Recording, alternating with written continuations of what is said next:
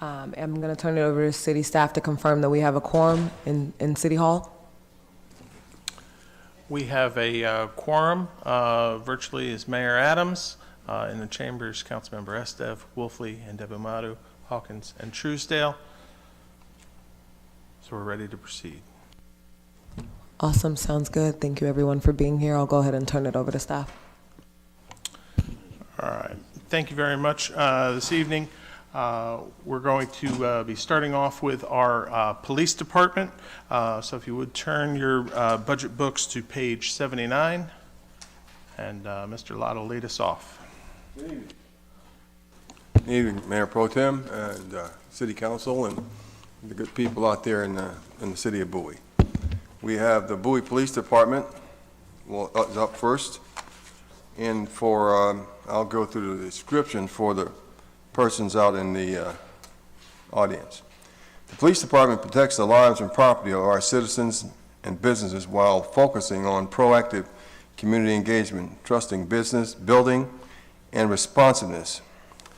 Duties include patrol, responding to calls for service, identifying, apprehending suspected criminals, traffic safety enforcement, along with community service and events. The department strives to identify and adjust to the community's needs through communications, engagement, and partnership. The community center serves as a vital link between the officers, the residents, and other city departments. The department receives certification on the accreditation of Law Enforcement Agency, otherwise called CALEA, in November 13th, 2020, and which is no small task, and very few police departments attain that rating. The department currently has a traffic unit, investigation unit, and community service unit, which includes school resource officer. The department continues to work in partnership with the Prince George's County Police Department. This partnership includes sharing training opportunities, joint initiatives, information sharing. Prince George's County Police Department provides follow-up investigation services in the city of Bowie for rape, murder, as well as some technical support in the areas of drug analysis, fingerprint identification, and special operations such as helicopter unit, hostage, and barricade incidences. The city's police department had 3 objectives for fiscal year 2023. A was create a strategic plan for the department, 3-year plan that reflect the strategic goals of the city and provides stability for future leadership. It was to be completed by June the 30th, and an objective has been completed. B, establish a criminal justice information center, CJIS, training room at Ken Hill Center to enable police officers to recertify without having to depend on an outside agency. That was to be completed by January 2023, and it was completed. Establish a second Bloodhound K-9 officer to assist with missing persons and suspects, and it was supposed to be completed by the end of this fiscal year, and it has been completed.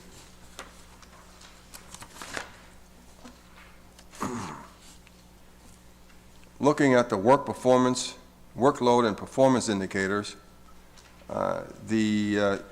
there are some differences between 21 and 22.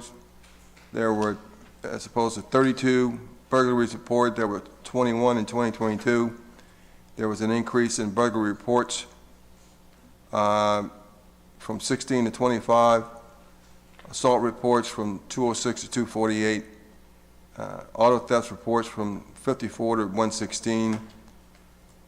The robbery reports were almost unchanged. There was a theft report from 592 to 641, a decrease in moving violations from 4204 to 3129, a decrease in Code Ranger control assignments from 3,900 to 2338, and total police calls for service. There was a decrease from 32,438 to 26,247. And of course, there was a reduction from 20,000 to 16,000 in the speed camera infractions. The Objectives for 2024 are to conduct desk audit on sworn administrative positions to determine benefits of civilianizing those positions by June of next year. Implement scenario-based training for first-line supervisors to ensure confidence and competence in managing critical scenes. 3, utilize trained volunteers to conduct citizen contacts for cases that are with no obvious leads. There are no significant budget changes for the police department this year. There are authorized 86.5 full-time employees, and the chief will talk a little bit about shortages later on. The largest part of the budget, of course, is personnel. There is a union contract with the Fraternal Order Police in place that we are in compliance with. I think we're in our 4th year now. Instead of a 3-year deal, we were able to get a 5-year deal back in 17, I believe that was 17. That's all right. And so salaries and wages at $8,972,000, and fringe benefits $5,017,600. Contract services for annual premiums for automobile liability and such. Professional services, speed camera, contractual services are at $539,300. We have a larger number, I believe, in repair and maintenance. What did the number go to? 239. That number will be 239,900. 239,900. One of the problems that exists right now, there is still a problem with the supply chain and getting the new cars that we've ordered. So we're having to utilize the older cars longer, and as you all might understand, police cars have a lot of wear and tear on them. Some of them operate 24 hours, and so the maintenance associated with the older vehicles is apparent. And of course, we intend, as soon as we can acquire them, we are buying vehicles to replace them. But I think I heard on CNBC today that within the United States, the automobile producers are producing 1 million fewer automobiles because of the inability to get the chips that are necessary to operate them now. And so that's all making this whole thing exacerbating a situation that was already bad. So other significant expense was the operating supplies, the gasoline, oil, tires, all that for our cars at $200,000. And Chief, if you would, you give the numbers, how many sworn and civilians and others? Certainly. Good evening. We are, of course, slotted for a total of 86.5. We are at 73.5. Those openings include 9 sworn positions, 1 social media or public information intelligence person. That's Mr. Wright, who just resigned recently, and 1 crime scene investigator, who's we are looking at the applications at the moment to begin interviews to fill that, and we have 2 communication specialists or dispatchers where we have openings. Again, we are actively recruiting for all of our open spots. I think we have dispatch interviews coming up sometime in the near future for a couple applicants, and we are beginning to see some more applications coming in for police officer, and we're happy with that. We also are looking and working with Mr. Haley to get an aggressive recruiting strategy. There are some funds that we put into the budget this year to help maybe expand our reach from outside the general area and do some recruitment travel and see if we can get some folks from other areas as well. We are definitely not alone in this endeavor, trying to get some sworn bodies in here. It's a very tough climate, and we continue to be as creative as possible and try to think outside the box as much to try to become more effective and and aggressive. I will say some of the things that we've done that are having dividends is we've got the officers that are working at not just in community services, but the general officers in patrol are also looking and keeping their eyes open. The information center at the town center, getting some people that are kind of wandering through there, and we're talking to them about open positions. And we're being a little more proactive and fast-moving on our physical agility test and our testing, our written testing. We recently went to a company where applicants can test from their own home and take the written test online, so we don't have to worry about logistics and proctoring. And the faster we can move on these applications, the better off we're going to be, because we are, again, competing with just about everybody in the universe for applicants right now. Yes, we intend to look at the recruitment in a different perspective. At one point in my life, I did some recruiting in the Army. And what I think we were going to try to do is try to find people within in our country and without limits, through geographical limits, who want to be police officers in a suburban community like ours. I mean, because there are so many options for where you can live and work in this country. You know, I moved 14 times in the Army. I lived in Frankfurt, I lived in Los Angeles, in D.C., and also I lived in Enterprise, Alabama, and Killeen, Texas, where the only reason Killeen was there because Fort Hood was there. But in each case, if you were the police, there was a totally different experience being the police in those places. And some people have a preference, would like to be in a rural environment. Some would rather be in a suburban environment. Some want to work in an urban environment. So we're going to try to identify the centers where potential police candidates exist. Like, for example, the Florida State Criminal Justice Department, you know, and speak to their future graduates. You know, Penn State, University of Maryland, University of Alabama, those places, and somehow reach out to their potential graduates and say, look, you know, you could come and work for us, and here's what it's like. Is this the thing that you would like to do? And so we believe that because people are doing it now, people are coming all here from Texas to trying to recruit people who want to go work in West Texas out there where you can see for 2 miles and down the highway, and you have that environment. So we're going to put our heads together, and we put some additional monies in our budget for that, and we're going to continue to do what the chief and his team are doing, which is a yeoman's work considering the circumstances, but just add a little bit to it and see if we get we have some success. Any questions of the police department and their budget? If I could, Mayor Pro Tem. Go ahead, Mayor Adams. A quick question. When we look at the professional services, a question I have is, when it comes to the speed camera, do we get revenues back from tickets and other things? Yeah. Does that pay for itself?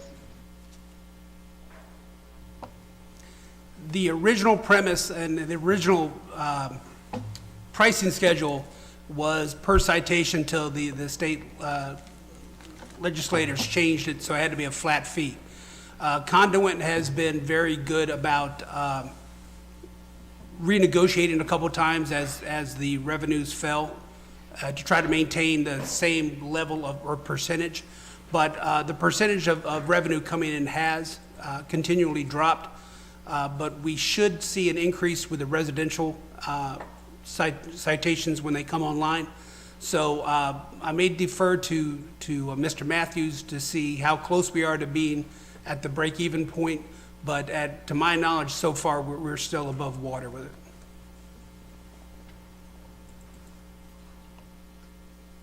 Brian, you happen to know that? I'm looking it up now. So it's,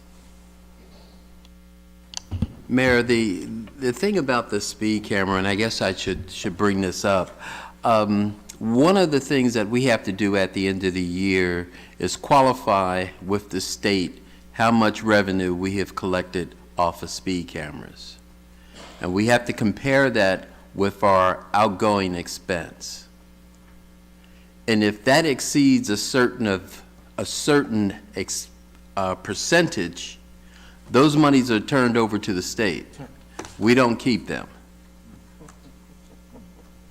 Understood. I was just wondering, because the idea is we're not using the speed cameras as a revenue source. But I was just curious how we were coming along, because the more we have people reducing their speeds and not having to do the citations, the better, because the safer we are as a community. But I was just curious where we are when it comes to the numbers and whether or not we're close to the break even.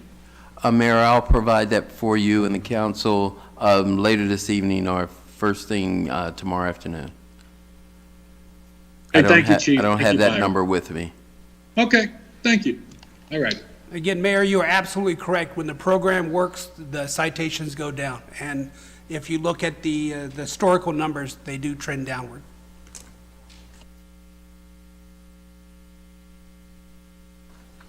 Thank you again, Chief. Any other questions or comments for the police department?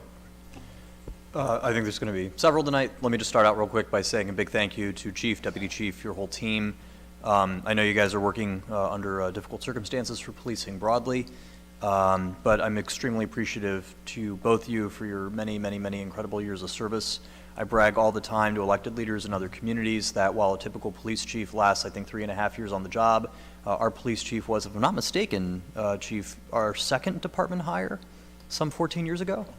That's correct. I think the average is around 4 to 5 years for a municipal chief. And you've been chief now for 11? Yeah, from doing maybe more. 2011 was when I was sworn in as chief in March, so Yeah. I know I should do that math better in my head, but we'll just say that. Yeah. Sure. And as I understand it, you're going to remain chief for another 10, so we don't have anything to worry about. I just want to say that as a note to your guys' seriousness, your credibility, and your frankly really impeccable record. I heard Fred Robinson say it when he was mayor for many years. All over the country are elected leaders who sit up at night worrying what their cops are or not doing on a given night, and every single elected leader in Bowie sleeps soundly on that front. I do worry about water main breaks, though, so I don't get sleep all the time, but I don't worry about my police department, and you guys really do have a stellar record. You're consistently ahead of the game in your training, in your practices, in your willingness to roll with the punches and adapt to changing circumstances. And, we're probably one of the few towns in the region that gets more positive feedback about our police, far more positive feedback about our police than the negative. And as I tell prospective police academy applicants all the time, come to Bowie, you'll be pretty well compensated. Our residents are pretty nice, pretty friendly, and you will never have to buy your own lunch. Ever, because there will be someone providing it almost daily, if not weekly. So I just want to say a big thank you. A couple quick things. I really do appreciate your reminding us that our fees and fines are everything but predatory, especially when we live up the road from Washington, D.C. It's nice to know that there's some communities that aren't relying on fees, fines, and tickets to pay the bills, and we definitely are not. I also really appreciate the fact that you guys are working with some serious staff shortages right now. I think it's worth repeating that a typical Maryland town, if Bowie were a typical Maryland town, it would have, for its size, about 167 police officers. We're slated for 63, and we currently have 53. And so I think I want people to just let that sink in for a moment, that we are not only a safe community where the numbers we need aren't nearly as high as the typical Maryland town, but we also are dealing with some significant staff shortages right now. And as the chief has said out loud many times, they're kind of in triage mode right now. And so in spite of that, our response times, as I understand it, are still incredibly quick. We've had officers on the scene in 2 to 3 minutes in many recent incidents. And I understand that you were out doing training, bloodhound training late last night, because I heard all about it from my residents in Idlewild and Yorktown. And if you're watching, they'll be doing more tonight, so you'll probably see some more police around this evening.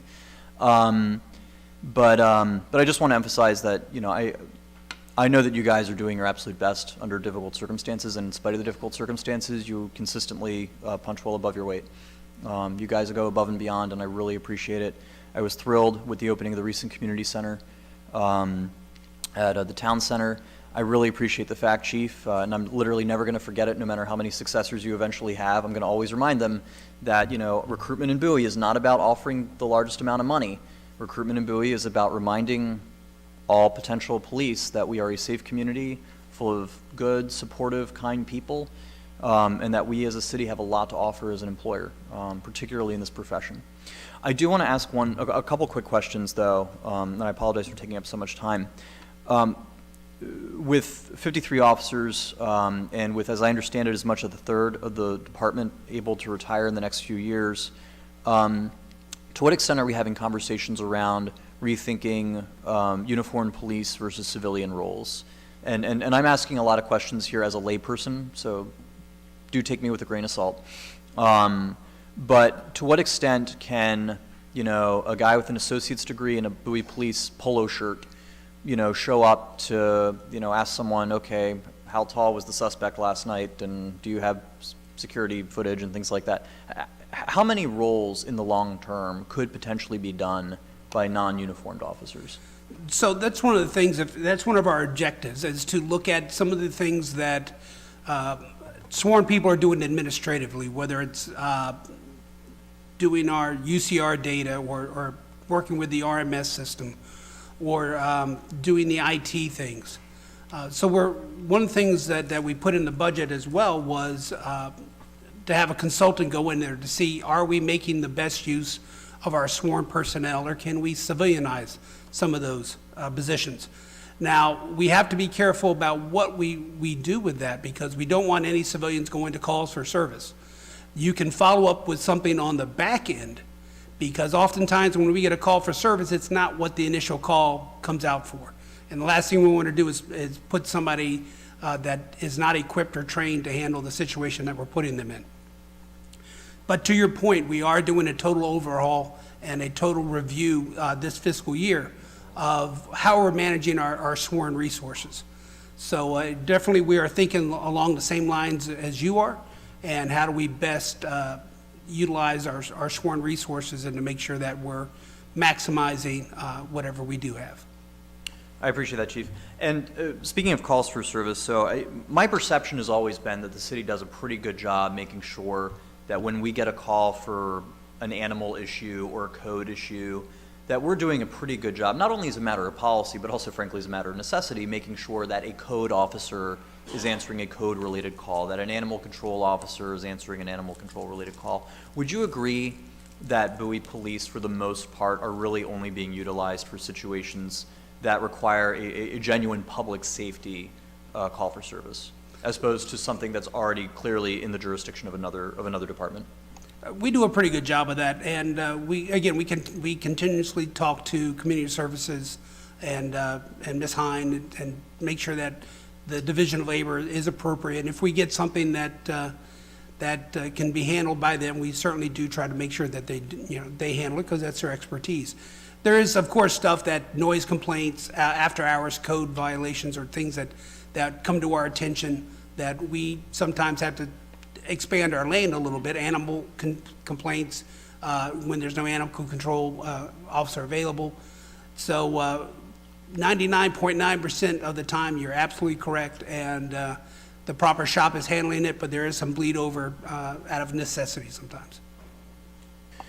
And I'm not looking necessarily for a response to this, but more just an assurance that, in the long term, if you guys are finding that there are specific duties or responsibilities that don't necessarily make sense as a public safety role, but could potentially be handled by our beleaguered Community Services Department, you won't be afraid to speak up to leadership, I take it. No, we do self-assessments all the time. That's how we end up with Mr. Glass downstairs as a parking officer versus upstairs in code. So we are constantly in communication, looking to make sure that we're, again, utilizing the resources in the best way possible. Well, and for the record, Chief, I don't think of you guys as being in the basement. I think of you as being on the first floor. You are the foundation on which this building sits, for the record. I'm sure I will think of the two questions that I forgot and failed to write down in a moment, but I'm going to pass the mic over to my colleagues, and I, again, appreciate everything you do, Chief. Thank you, sir. Hi, Chief. Good evening. It's so nice to see you and Deputy Chief Preston. I'm very much a big fan of you both. And just thank you for all the work that your department is doing. a quick question for you. The first one is, on page 81, can you talk a little bit more about the parking enforcement officer and kind of like what they focus on?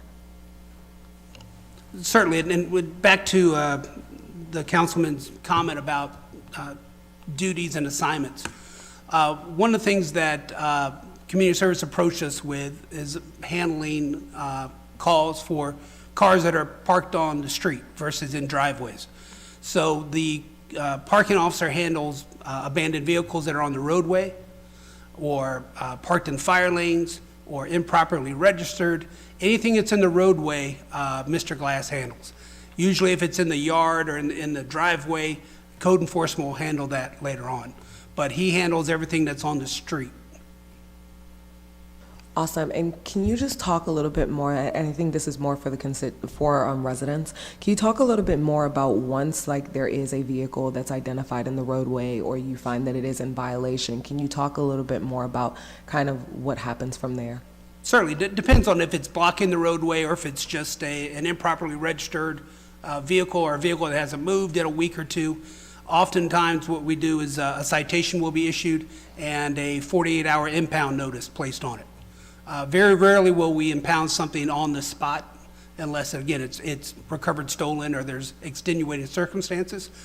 We like to try to give the residents as much time as possible to move the car or to correct whatever deficiency is on it. So a citation, either a citation or warning will be issued alongside of a 48-hour impound notice. Awesome, thank you for that. And then also, in the list of full-time, like FTEs, I don't see anyone in here that's focused on like the community, a lot of the community engagement work that you're doing. Kind of how are you thinking about that? Kind of similar to Michael's question around community work and civilian service, and how you're thinking about just the work there. How are you thinking about that going forward? Certainly. The community engagement is at this point being handled by our outstanding community services unit, led by Lieutenant Stevenson and Sergeant Gibson. They're the folks that do the HOA meetings. They're the folks that put the drug take-back days together. They do all those kind of events. Part of the reimagining or reassessing will be to look at some of those units to figure out, is there a component that we can splice out and civilianize for some of the other things? So, maybe the organizational, logistical pieces of events. Things like that. HOA meetings, you're always going to want to speak to an officer for an HOA because we've got issues that need to be addressed.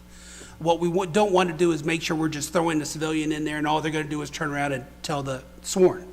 That's not really great use of that resource. So part of that overall assessment is to make sure that even in the community services realm, is there an opportunity to free up these officers to do proactive stuff on the street as it revolves around community services and engagement. But again, it's all in the same vein of the reassessment. Thank you for that. Last question around the grant program that we had for ring or cameras, for home cameras.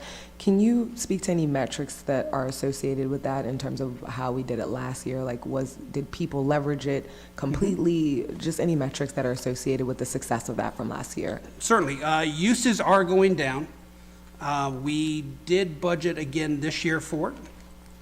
And court's indulgence. I can say that we have approximately 10 grants left for this fiscal year.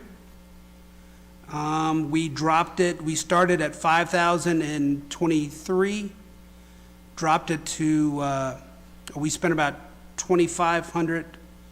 We're knocking that out. Actually, we're gonna spend all 5 this year. So we dropped it to 3 this year. The last thing, again, we want to do is encumber funds that we're not going to anticipate using. So we did drop it to 3,000, but so we'll still be active next fiscal year. Awesome. And then just have one last question. This is my last question. Let me just pull it up really quickly. You have a component here for software solutions. Does that include exploring put other new uses for software solutions that might be out there, new solutions that are out there for police departments, specifically on the municipal level? Does that include that in terms of that budget line item? That budget line item is for things that we already have identified and are using. I will say an example of that is the LEFTA system. Part of HB 670, the police accountability legislation, is you have to have a public-facing or forward-facing portal for complaints. So if I put a complaint in, I need to be able to see my specific complaint and check the progress. So we start to look at some of the IA Pro things that would have that component to it, but we found that the expense was extraordinarily high for that. So we looked at some other things and identified this program called LEFTA, which will do that for us, but at the same time, it also allows us to go paperless on training documents, accident review, use of force review, and instead of having a buck slip, old-fashioned buck slip that goes up through the chain, now everything's electronic. So same thing with moving our FTO or our field training manuals to electronic versions. It increases the speed and effectiveness, but to your point, everything that's in there is things that have already been identified to use. Oftentimes what happens is we will find something and then test it, evaluate it, and if we find that it's useful, we'll put it into next year's budget. Awesome. Great example of modernizing operations. Appreciate that. Thank you. Thank you, Chief, and very much appreciate the good work that you and your organization do. Stellar outfit that constantly receives wonderful commendations from the constituents, so thank you very much. I do have a couple questions for you. One is just kind of circling back on a question that Mr. Stev asked. On item 1 and under the objectives, we've got this desk audit for sworn administrative positions. How many sworn administrative positions do we have at present? We currently have 2 in records that operate out of records. We have one that acts as an IT liaison working on body cameras, installing cameras in the cars, fixing MDT issues that are fixable at the office level versus having to punt them up to IT. We can also consider the training folks administrative, but I'll be candid, they're pretty busy. We start to look at that, and one of the most important things you have is a good, strong training department that reduces your liability. So we look at a potential of maybe 3, 4 spots. In this realm, is there in the industry a evolution of or the appearance of an intermediate, something that might be sworn or background checked and all that kind of thing, but not armed and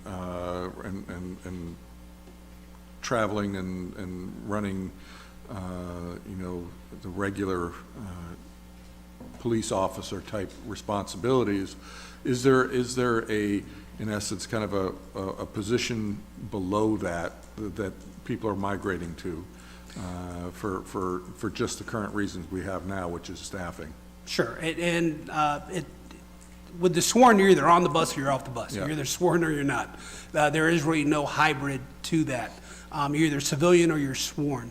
Now, again, due to a lot of the issues surrounding hiring and maximizing resources, there are a lot of conversations on what can be handled by a civilian and what needs to be handled by a sworn and what's most effective in those realms.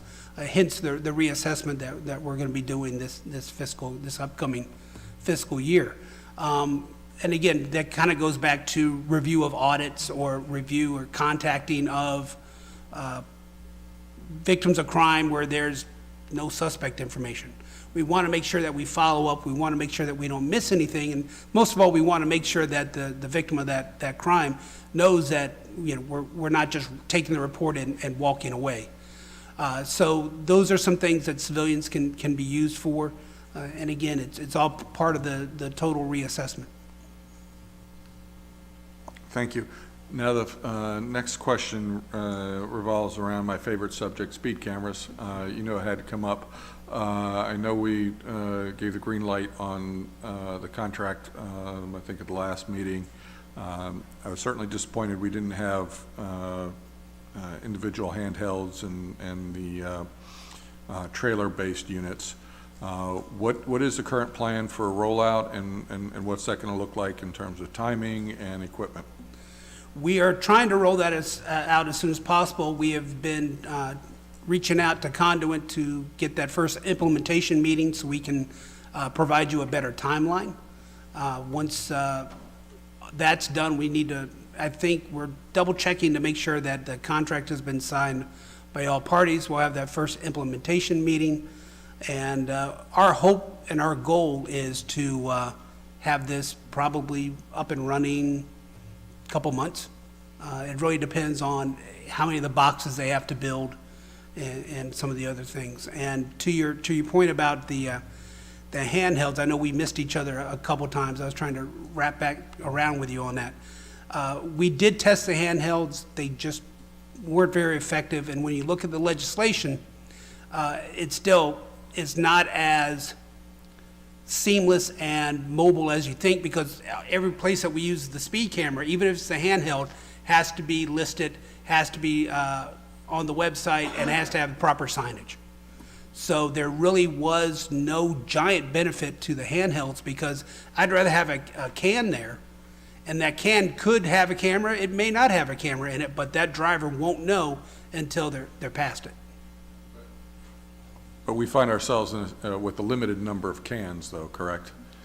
Well, it's the number of cans. The cans and the cameras do not add up. We always have Correct. more Yep. cans. But again, even with the handheld, you're only there when the handheld, when there's an officer that's free to do it.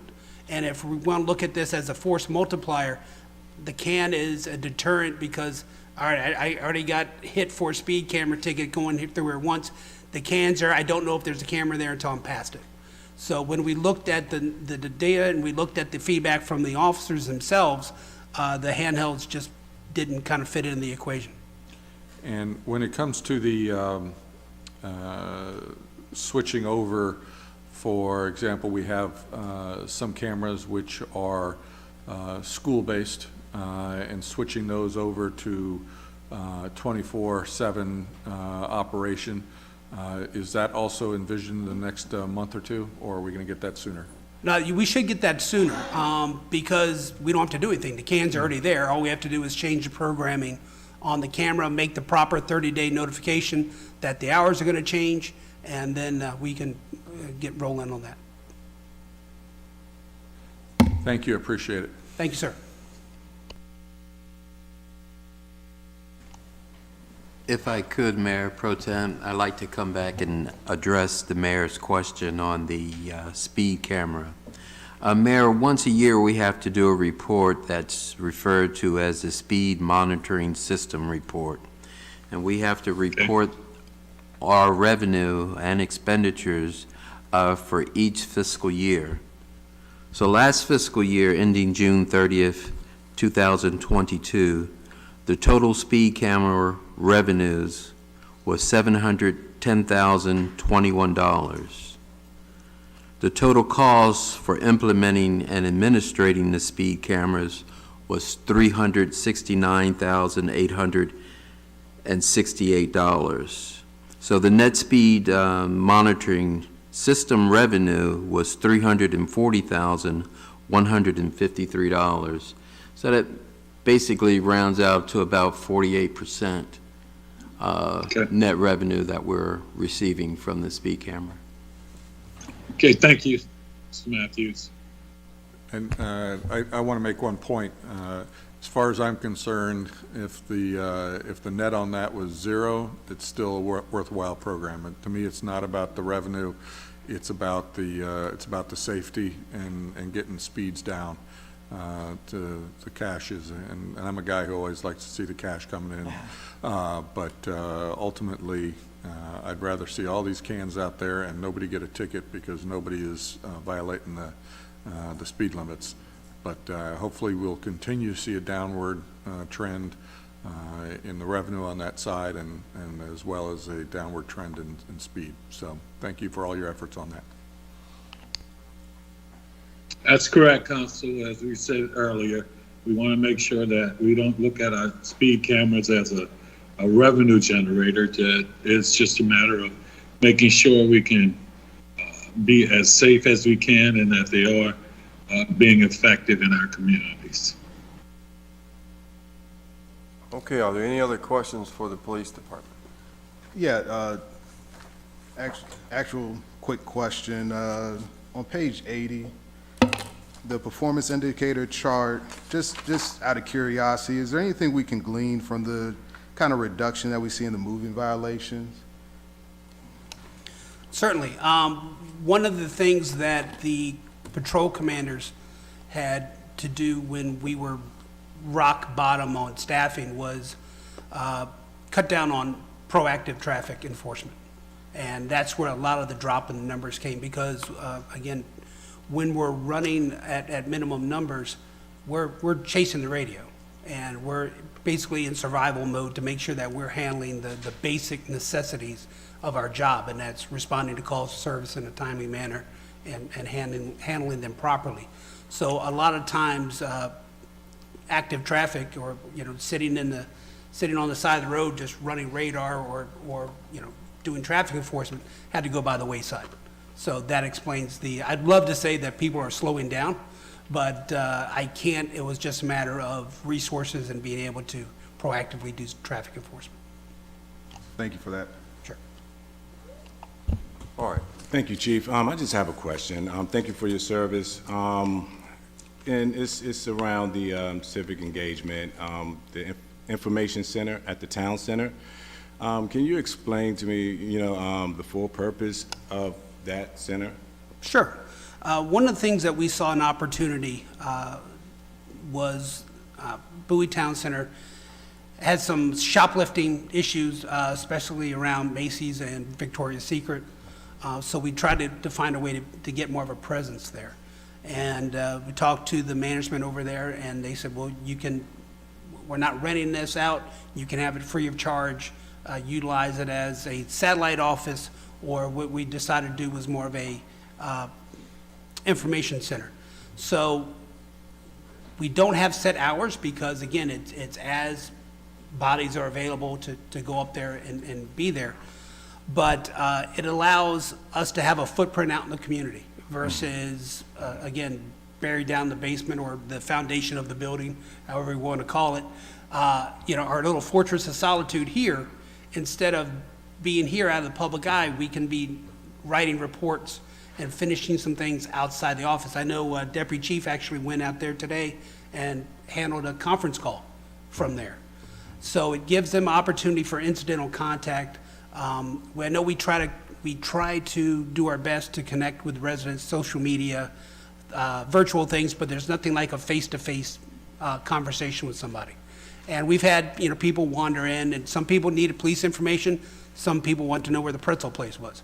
But either way, it's conversations with people, and it's face-to-face. It gives us, we're trying to police from the community versus from the station. And it gives more opportunity for interaction. And the QR codes that are on the window are also a great advertisement for that we're hiring. It takes you to the proper website to talk about our bonuses and our recruiting incentives, which again is $1,000. I just paid one last week. You get us an applicant that makes it and is hired, you get $1,000. So it puts us out there in the public and gives them quick and easy access to information. Sure. Great, thank you. If there aren't any other questions for the police department, we'll proceed to the city manager's office. And, hey, what? Yeah, I will do. So we'll start with the city council. The city council is the governing body of the city, elected by and responsible to the voters for the operation of the city. The city council is responsible for municipal policies. The council appoints a city manager, city attorney, board of supervisors of elections, all standing advisory committees, special task force groups, and study committees. There were no objectives assigned in 2023. The objectives in 2024 to coordinate with city clerk and city manager to provide an orientation session for council after the November 23 city elections. Okay, there's obviously 7 FTEs. The largest part of that budget is salaries and benefits, $142,400, $11,020, and travel training on page 52 with $20,000. Also, there's $115,900 in other charges, which involves subscriptions and memberships, primarily membership to the Maryland Municipal League, the Council of Governments, Regional Environmental Fund, National League of Cities, Prince George's County Municipal Association, and the Bowie Chamber of Commerce. Any questions or comments about your budget?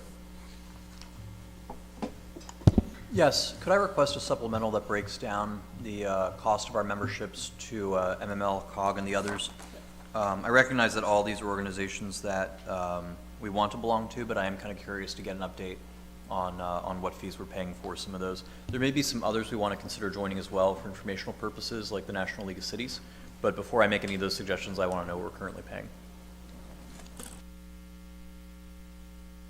Yeah, we already, NLC is already, we're already members of that, but we can certainly break down the specifics of who's getting Oh, what. I'm sorry, I see NLC right here, never mind. Right. It's just hidden away. Well, reading's a good skill. There's Okay. also the National Civic League that I don't think we're part of that, which is a major organization Okay. too. We'll when it- certainly get that. Whenever you get a chance this week, I'd be curious to see. Thank you.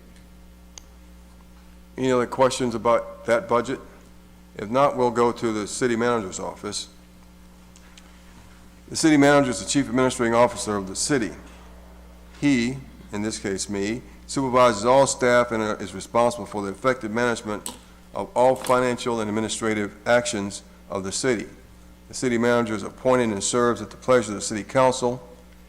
He is responsible for implementing all policy matters established by the city council and for the enforcement of all city ordinances. The city manager keeps the city council informed through a variety of reporting procedures that will assist the council to make policy in their policy-making role.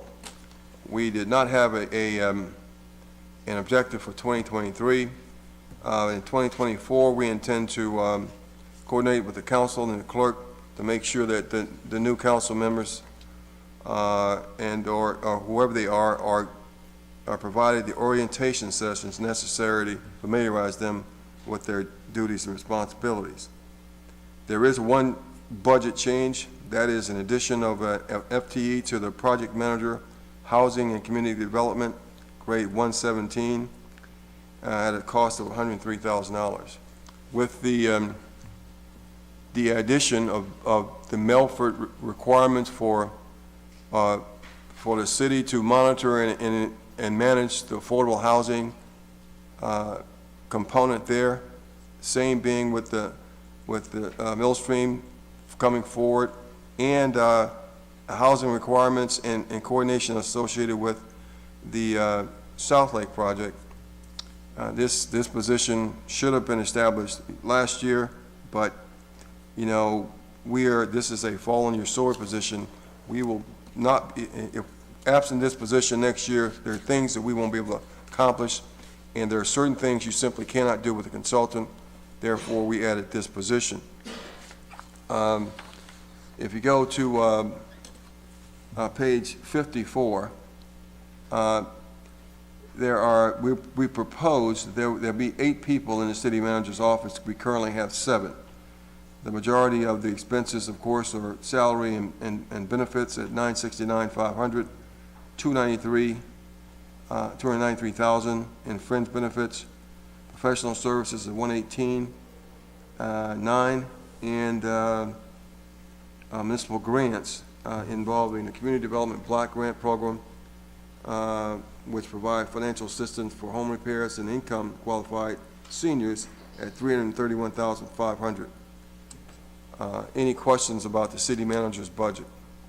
Yes, can you talk to me more about the housing community development role? So it sounds like we have a full-time guy who is going to be or gal, who's going to be in charge of integrating these 3 new communities, in particular Mill Branch, Southlake, and Melford, into the city. I suppose they're going to be identifying services that we need to provide and so on and so forth. Well, I mean, this person will be working for Mr. Buggs. He or she, could be a she, won't be in charge of it, but they'll be coordinated. Mr. Buggs, would you answer that question, please? Yes, good evening. The person you're referring to is going to work on housing projects and programs, similar to what you mentioned. There are several major programs that we're trying to incorporate in the Melford. One is coming online according to information we just received a few days ago. They want to be ready to start receiving applicants in June. So in about 30 days, I'm about a year behind on this person. If we get another 2 or 3 of these developments, I'll be significantly behind. So this person would literally be responsible for helping us manage and bring online all the persons that that would be in these. What we get 5% of the units at the rental units for Melford. So it's the process of managing intake, day-to-day activities with them for about 50 years. So what will their actual day-to-day job look like? I guess that's what I'm kind of curious about.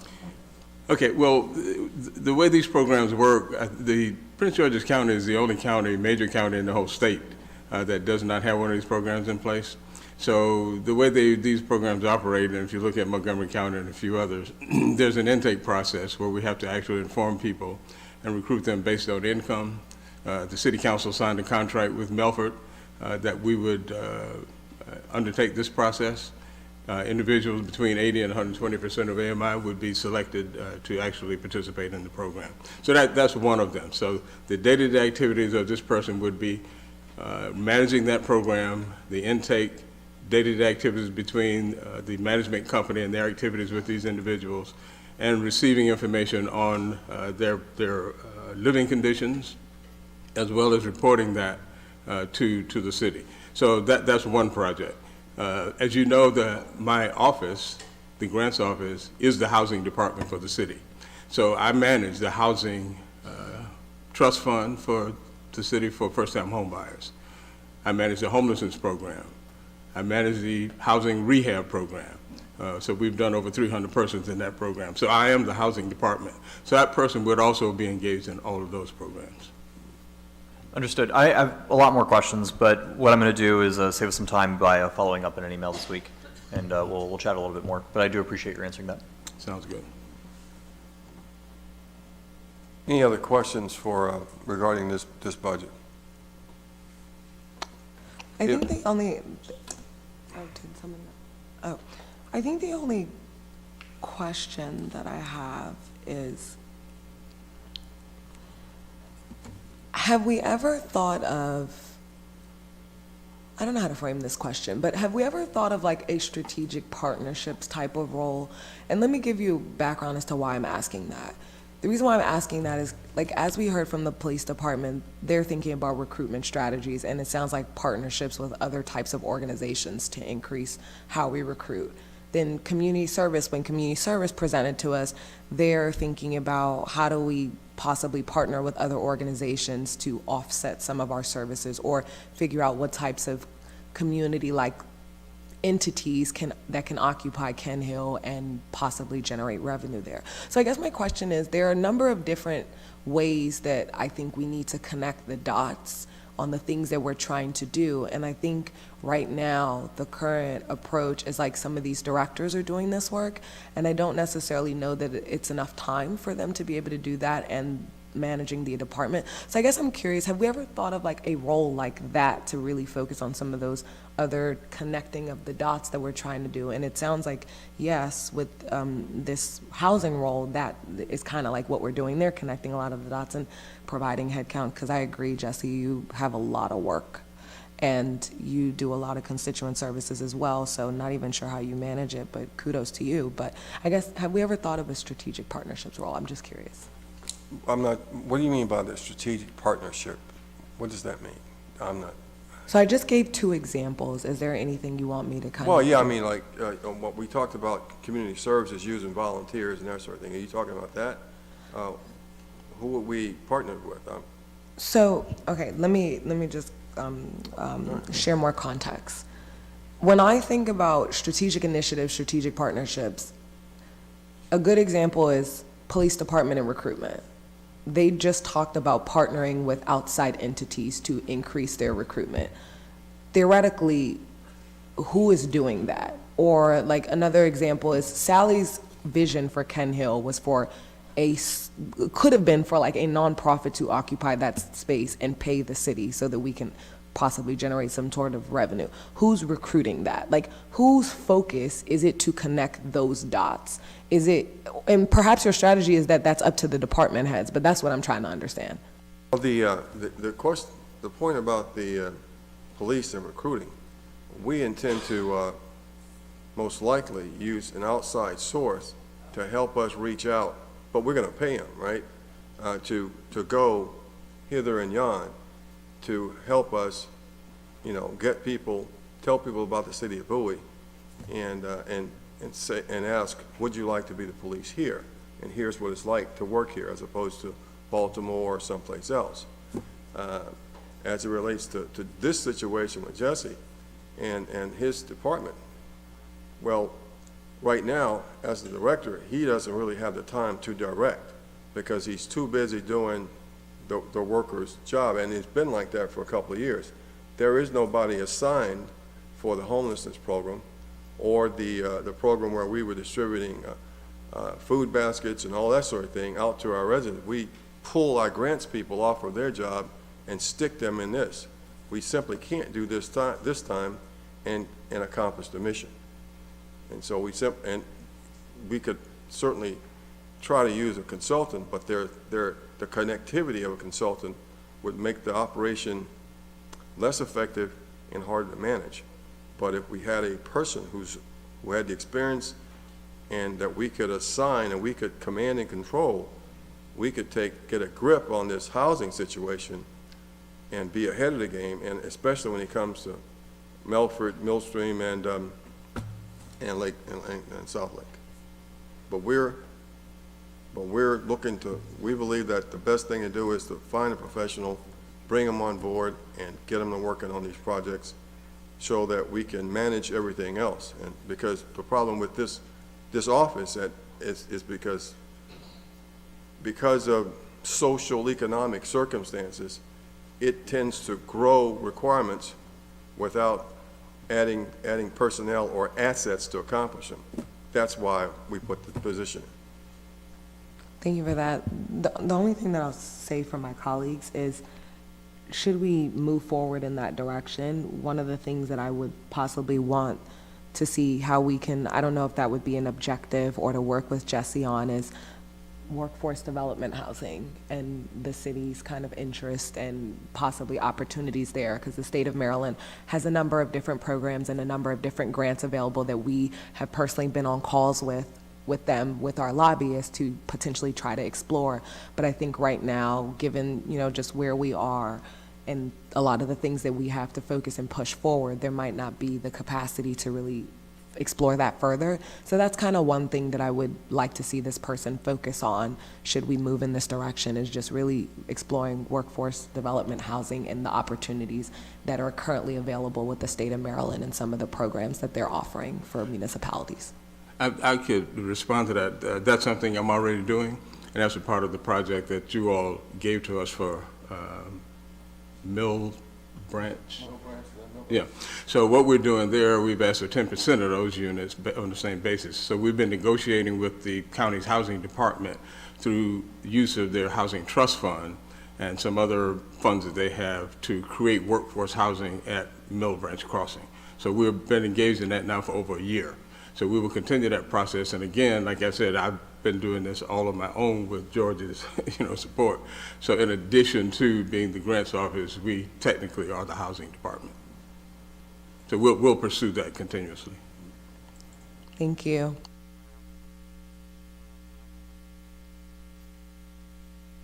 Questions regarding the city manager's budget? If not, we'll move on to the HR, the Human Resources Department. So the HR, the Human Resources Office, provides service, support, and staffing solutions to the city operations, taking a lead in the vital areas of talent acquisition, employee and labor relations, benefits administration, performance management, compensation analysis, and is a primary objective of this office to ensure that the city of Bowie maintains the most talented and highly engaged and well-equipped staff as possible. The objectives for 2023 were to streamline the new employee onboarding process through the use of a new HR management information system. That management system has just been acquired and is in the infancy of the implementation phase, and so it's expected to be completed by the end of the fiscal year as opposed to May, and therefore it is a subscription program that we just signed up for, that we vetted with IT and all of that, and it should make the department, our HR operation much more efficient. B, there was to develop and implement the new manager's training program for newly hired supervisors by June 30.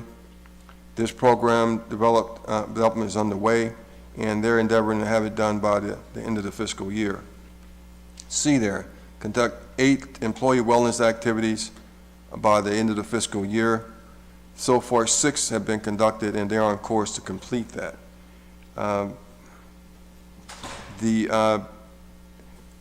The workload and performance indicators have been rather reasonably flat. Like the police department, with a 3.5% unemployment rate, the most difficult thing from my perspective as a manager is to recruit people, because 5 years ago there were probably 4.5 million jobs that we in the United States could not fill on a daily basis. Now that number is up to 11 million. There are a lot of reasons, and people could lay for that: speculation, lack of immigration for 4 or 5 years, not sure, but it's affecting us. And so we got 12, instead of 1,500 applications, and 1,700 applications in 22, we got 1,523 so far, and we're projecting fewer. However, we will continue to recruit and be innovative in our recruitment, and try to take advantage of when we can't pinpoint the exact skill, do a more comprehensive job of acquiring people with transferable skills who are bright and motivated people who can quickly learn. And we did that, and that's what College Park did for me 20 years ago, and we're going to continue that process. If you look at the objectives for 2024, their objectives are to create the new employment orientation program, including quarterly seminars by September of this year, ensure that the city participates in 3 in-person virtual job recruitment fairs by the end of next fiscal year, conduct 10 employee wellness events by the end of next year, and as you know, a healthy workforce makes us more productive. It's a significant budget change, was to reclassify one of our our one HR resources generalist position from X112 to X113. That will be that person, whoever gets that job, would have to meet some higher certification standards than a generalist 112, and it will be a cost of $47.96. Now, this helps us, and one of our problems we have, challenges we have in general in the city with 400 employees that are working for us, is not just recruitment, but retention also, because we want to keep people, we want people to want to work here, and so we can get people, get better qualifications, and we can reclassify them to higher grades and hopefully retain them for a long period of time. The HR department has six full-time employees. The salaries for those people are $527,000, $165,000, $100 for fringe benefits, professional services, the monthly maintenance of the software, and that we spoke of, and our recruitment efforts, $78,500, and where I think we've got some money incorporated for it to bolster the police department's recruitment effort to make a better, see if we can't find the people we want. When I was a young aviator, the United States Army had a problem getting black ROTC graduates to select aviation as a branch. They were going into armor, field artillery, and other things. So my job for 18 months was to go to all the historically black universities and colleges in the country that had ROTC programs and seek out and explain to these cadets that they didn't have to be an infantryman or army, they could be an aviator like me, and make them aware of the opportunities.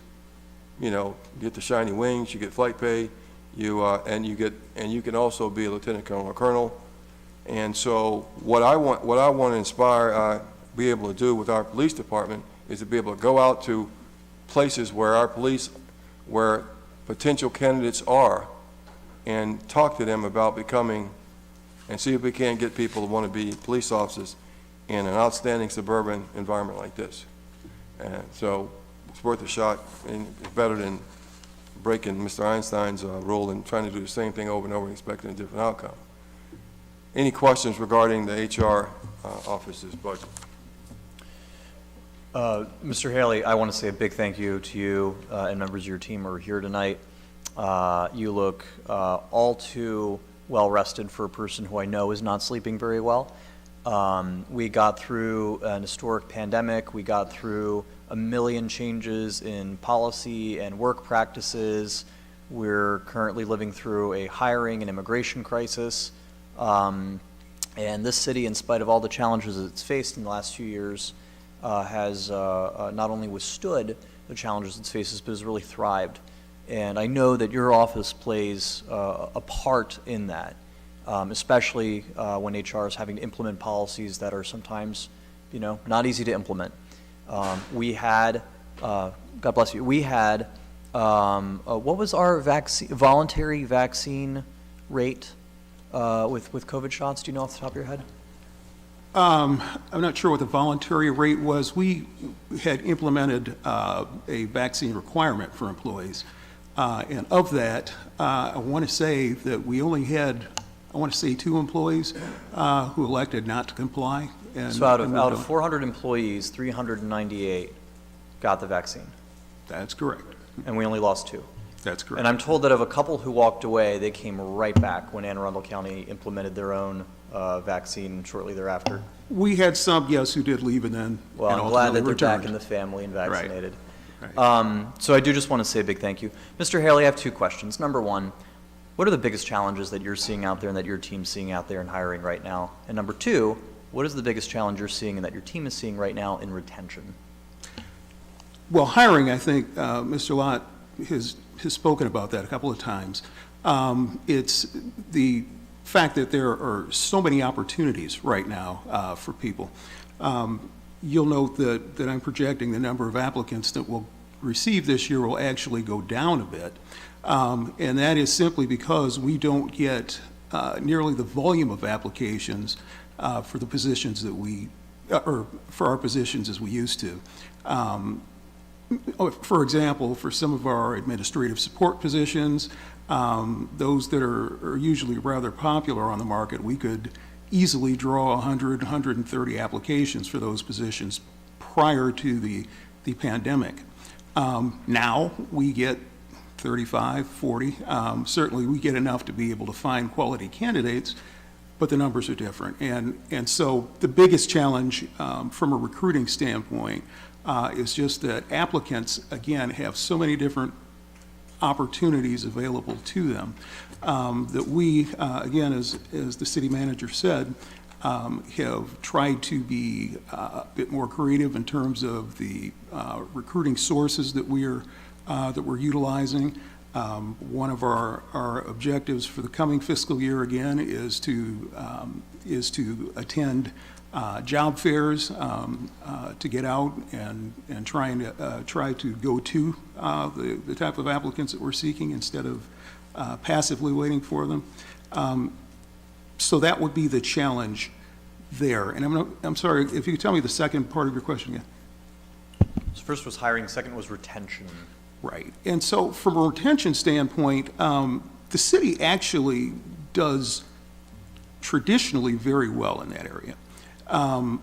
Recently, and again, it does have to do with the current job market, we have had probably more people who have moved on than we typically do.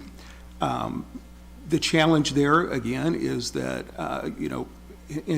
usually what we're finding, to be honest with you, it is our younger employees who tend to be a little more transient than the ones who are a little bit older.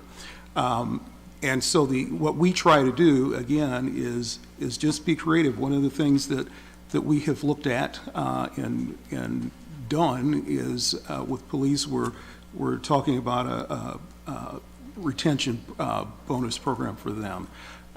We have, one of the areas that we have a lot of recruiting challenges with are in our public works and some of our labor divisions. CDL drivers they're in high demand right now, and so there's a lot of competition there. We are looking at an incentive program perhaps there. So we're really just trying to, as I say, be as overall creative as we possibly can. Additionally, we utilize there's an employee incentive bonus program in place that we utilize when people perform above and beyond. For example, if there's a shortage in solid waste and because of, call-outs and that sort of thing, you have to shut down a route or two, and then the guys who came to work have to work till 6 o'clock at night covering those routes. I mean, we will reward those outstanding folks for, with a few $100s. And also, for example, when we had the explosion at the senior home there, and the employees who took care of those seniors who were displaced as if they were home care experts, they were all rewarded with bonuses and incentive awards. And that's been very helpful to us also. I'm happy to hear that. To what extent have we looked into, and I don't want to say anything I'm going to come back to regret, but to what extent have we looked into programs to encourage employees to live locally, for instance? So I know that a major challenge that constantly comes up is, especially with frontline employees, housing affordability is a major challenge in this area. And so I know that, for instance, with some of our departments, we looked at incentives to help them live locally, and we were able to demonstrate, especially with police, that when they live locally, it also saved us money in the long term. I recognize that a lot of our employees aren't taking their vehicles home outside of the police department. But to what extent have we looked at, trying to support employees in making down payments on homes, things like that? I know that I think Mr. Buggs might have stepped out, but to what extent do we see other communities, trying these strategies, and is there something there, or am I just totally left field? Well, that's something we'd have to look into. We don't currently have a program like that now. In College Park, there was a Live Near Your Work program, and that was I think, was funded by the state of Maryland and matched by the city. So if you were to buy a house, they would, and your house was $200,000, you get a $5,000 toward your down payment. Actually, I took advantage of that myself, but it was, and it was one of those things that encouraged people to live in the city. But the question is affordability, but it's certainly worth a look at. We can take a look and. Because I am aware that there are existing county and state programs still for first-time home buyers, and so maybe we don't need to totally reinvent the wheel, but if we're in a position to, tell residents, hey, if you come to Bowie, not only can we send you right now the paperwork you need to fill out your county first-time home buyer program, but we're going to kick in an extra $5K for you to buy your first house. We can't force them to stay on the job forever if it turns out they have dreams outside of working in municipal government, but it could just be a little extra something or other, especially since, and I know I'm biased, but we have a town that's pretty cool to live in. That just may be a little pot sweetener. Just throwing ideas out there. I'm not the HR expert you are, but we don't always get to talk, Mr. Haley, so I figure I'd throw it out. Another quick question. We have Bowie State University right up the road. They are becoming more of a campus live-in community. They're not just commuters anymore. I am on campus all the time now, I'm discovering. To what extent are we actively talking to Bowie State University faculty, administrators, Bowie BIC, and Bowie students? Do I need to start busting into study halls and handing out job applications? What can we be doing to maximize that partnership with Dr. Bro and her wonderful team? I think that's a good point. One of the things specifically, since you mentioned Bowie State, when we talk about the objective for the upcoming fiscal year of being present at job fairs and being a bit more proactive, Bowie State is actually kind of one of the primary targets that we want to go for. Currently, for all of our recruitments, we have in my office what we call the college churches and nonprofit distribution list, where we just have a number of organizations in each of those categories who we blast all of our job postings out to. And so for the universities, they do go into their career centers, and we do actually get some response from those for a number of our positions. But certainly we are going to be looking to engage with Bowie State a bit more. Yeah, any concrete ideas would be really helpful. And I even feel strongly enough about it that I might even suggest to my colleagues have no objection, we make it an actual 2024 objective, that we identify kind of outside the box ideas for how we can fully engage with Bowie State. I strongly doubt, knowing Dr. Bro, that she would have any objection to us really maximizing our relationship with them and having as many conversations as we can. Again, not just high level, but with faculty members. We got a police department. I know there are students studying criminal justice right now at an HBCU right up the road. They are prime candidates potentially. And for all of our positions, there are opportunities there. One final question. Can you talk to me more about the wellness-related events you conducted in 2023? I see that we're going from 6 to 10 this year to next year. Can you share with me a little bit more what these wellness events are? Are we holding hands, singing Kumbaya? What are we doing? So they kind of run the gamut. I can tell you, as an example, right now, just the 17th last week, we have, this is I think the third time we have had an employee walking challenge. And so one of the reasons that the number that I'm saying that we can get to 10 this year is because we actually have developed a formal wellness committee that works with, so we have representatives from just about every department. My department kind of oversees that process, and we have a lot of support from Care First, who happens to be our healthcare provider right now. So I started to say one of the events is the walking challenge. So we have 19 teams of 4 employees who every week walk as many steps as they can, whatever kind of pedometer, smartphone, or whatever they have to track it with, on a weekly basis. We total up the scores, and so there's a competition there with some small prizes, and then we always have a fun event at the end and announce winners and awards and that. So Again, we really want to focus on wellness. It's something that's frequently overlooked, but we actually see a lot of statistics that our health carrier and our brokers share with us about the difference in productivity with a healthy workforce versus one that is not. And so it's, I think, incumbent upon us to try and encourage our employees just to move and to be health conscious. And that goes from not just exercise, but diet and the whole gamut. We can get them using some of that outdoor equipment we're spending $200,000 on within walking distance of City Hall. Thank you so much, Mr. Haley. I appreciate everything your team is doing. I'm sure I will have more questions in the coming weeks that I will. And thank you again.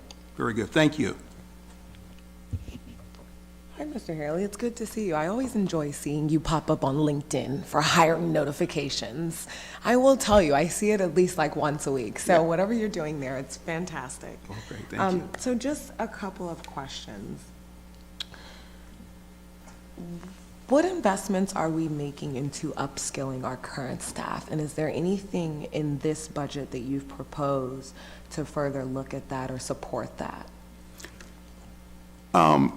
When we say upscaling the staff? Could be new skills, could be leadership training, could Oh, be I'm sorry, yes. program, or if there's I remember on Monday, there was like a change of a role from like a specialist to like program manager. Sure. So like those types of things. Sure. One thing that we are working on currently is the development of a new manager, a new supervisor training program. One thing that we do find is that when you have people who move into supervisory positions, if they move through the organization organically, frequently they don't really have any supervisory experience or develop skills in that area.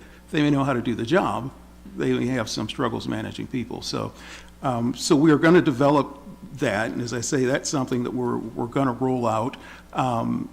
Once we do implement the new HR management software that the city manager mentioned, one component of it is it'll give us a vastly increased ability to track what trainings people have had. We'll be able to kind of identify folks who look like they may have, an appropriate skill set for any need that the organization may have at that time. And so we kind of look at this management system in and of itself as an opportunity to increase our ability to train up our people.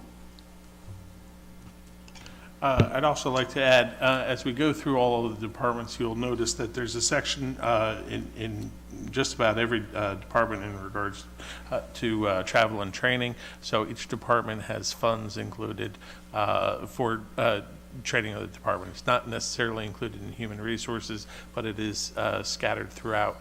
And every department head is charged with providing training and additional opportunities for their staff as they need.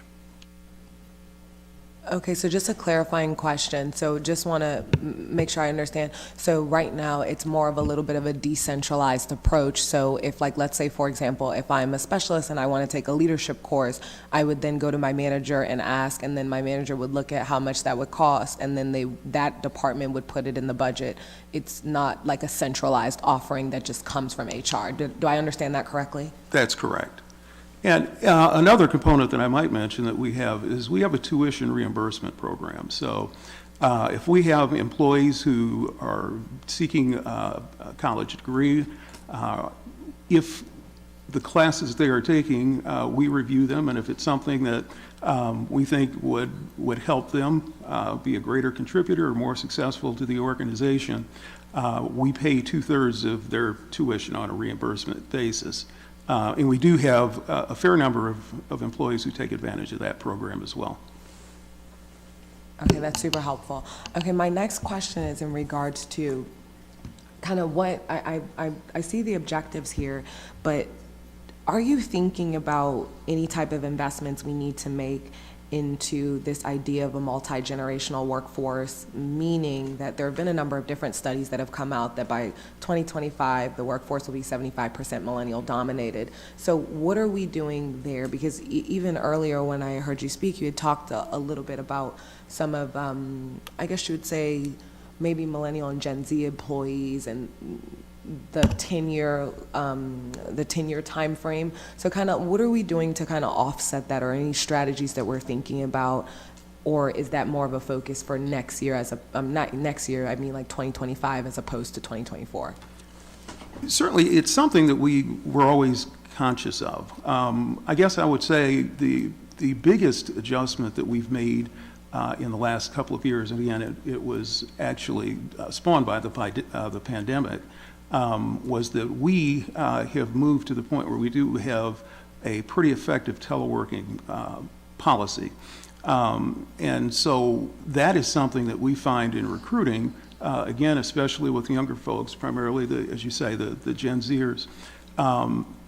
The ability to telework, or at least have a hybrid kind of a setup, is often as meaningful to them as the salary itself is. And so it's something that for many of our positions, it's at this point, it's almost a must-have to be competitive for those folks. And we have found that we have had some success in getting people because of that. We actually have now added to any position posting that we have, that we let people know that there are telework opportunities available. And as I say, a lot of times that we put that there because that's frequently the first question that a lot of candidates ask us.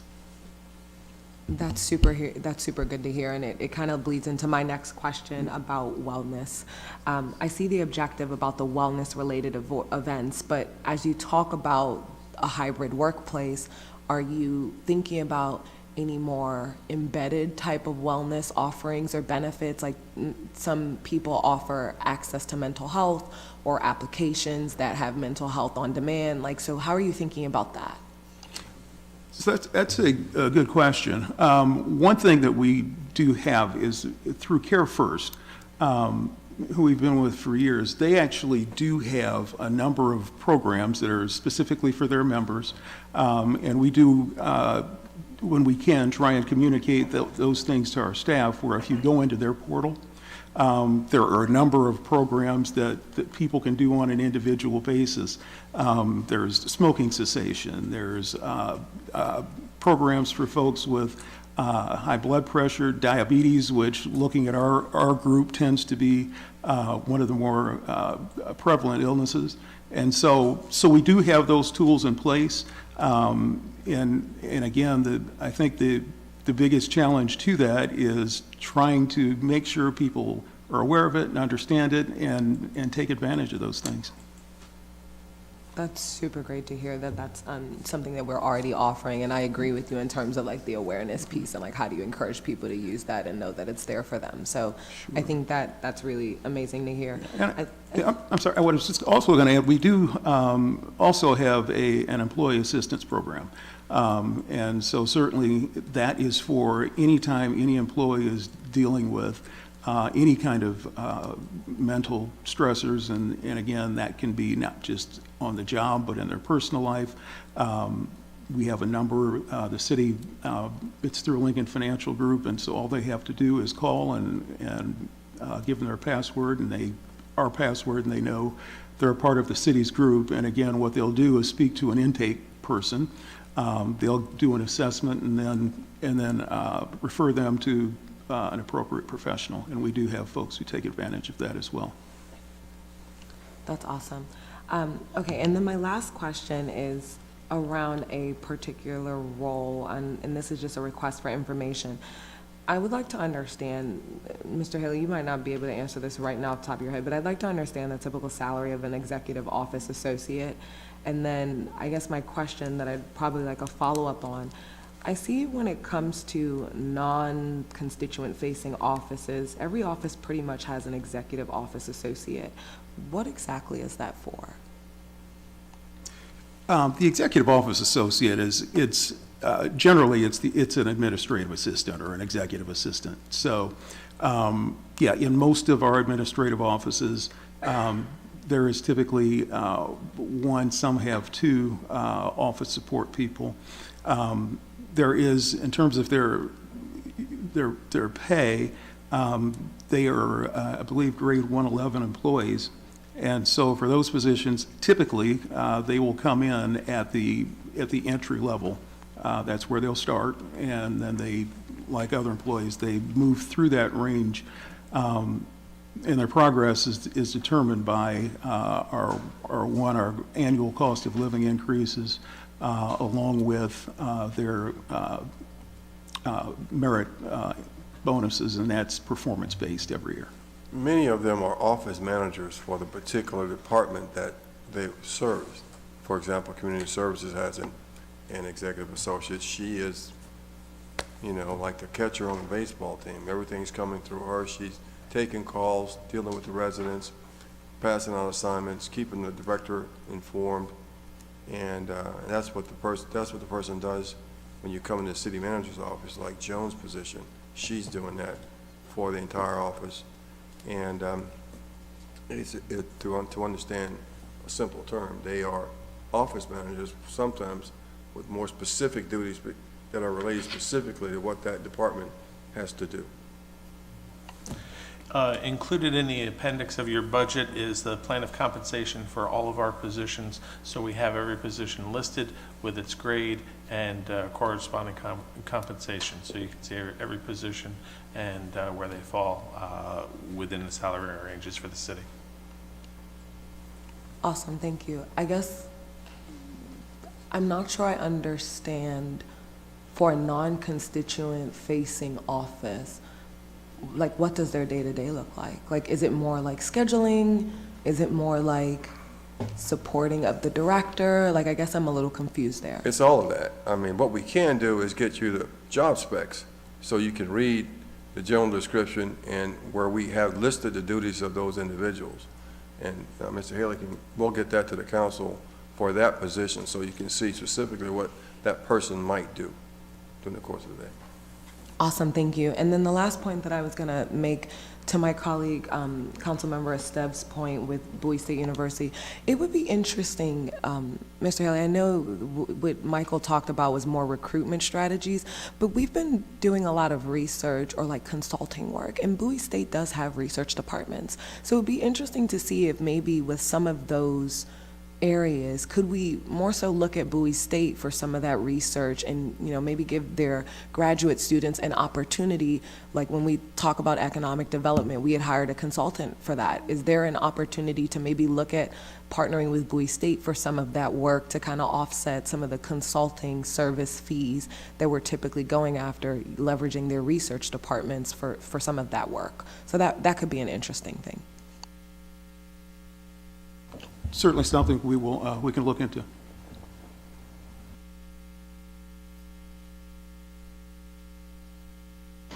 Mr. Haley, Okay. if I may, I would recommend we look at something we found successful, particularly as we just talk about Bowie State, and that is looking at what we can do on a standpoint of cooperative extensions, co-ops, as well as internships.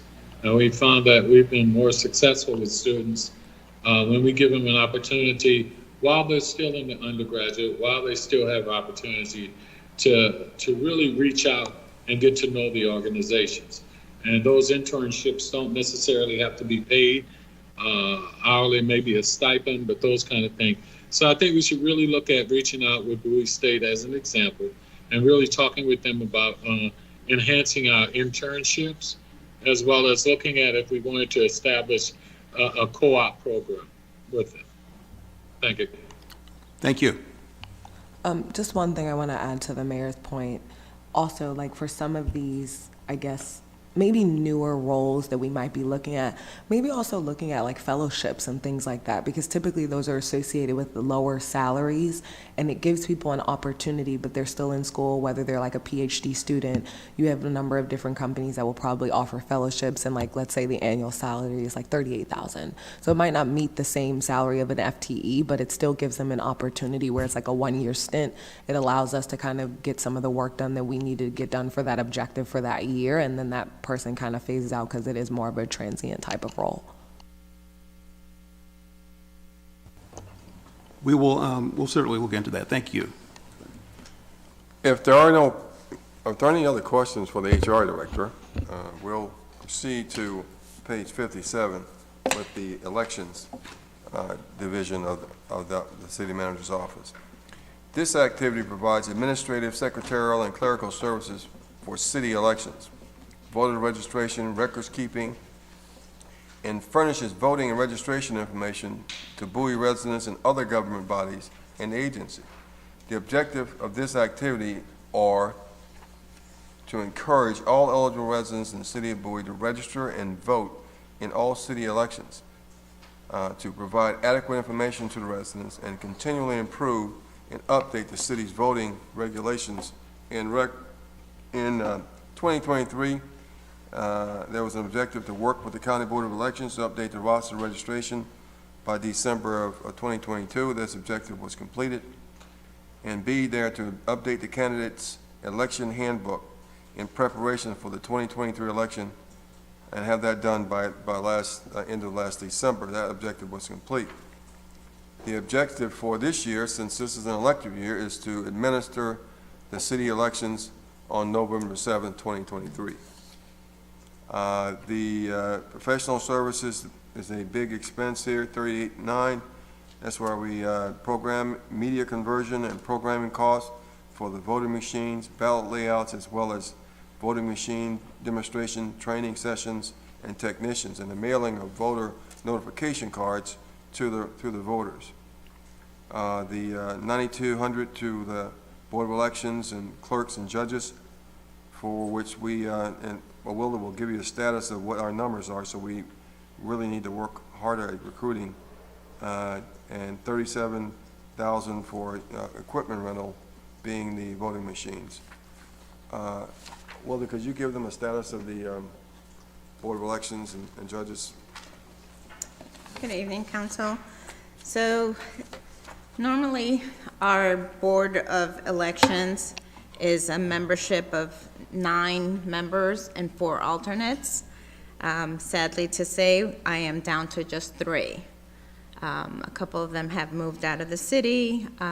One just does not want to do it anymore. He's older in years and just doesn't want to do it. And then unfortunately, we did have one that passed away last year.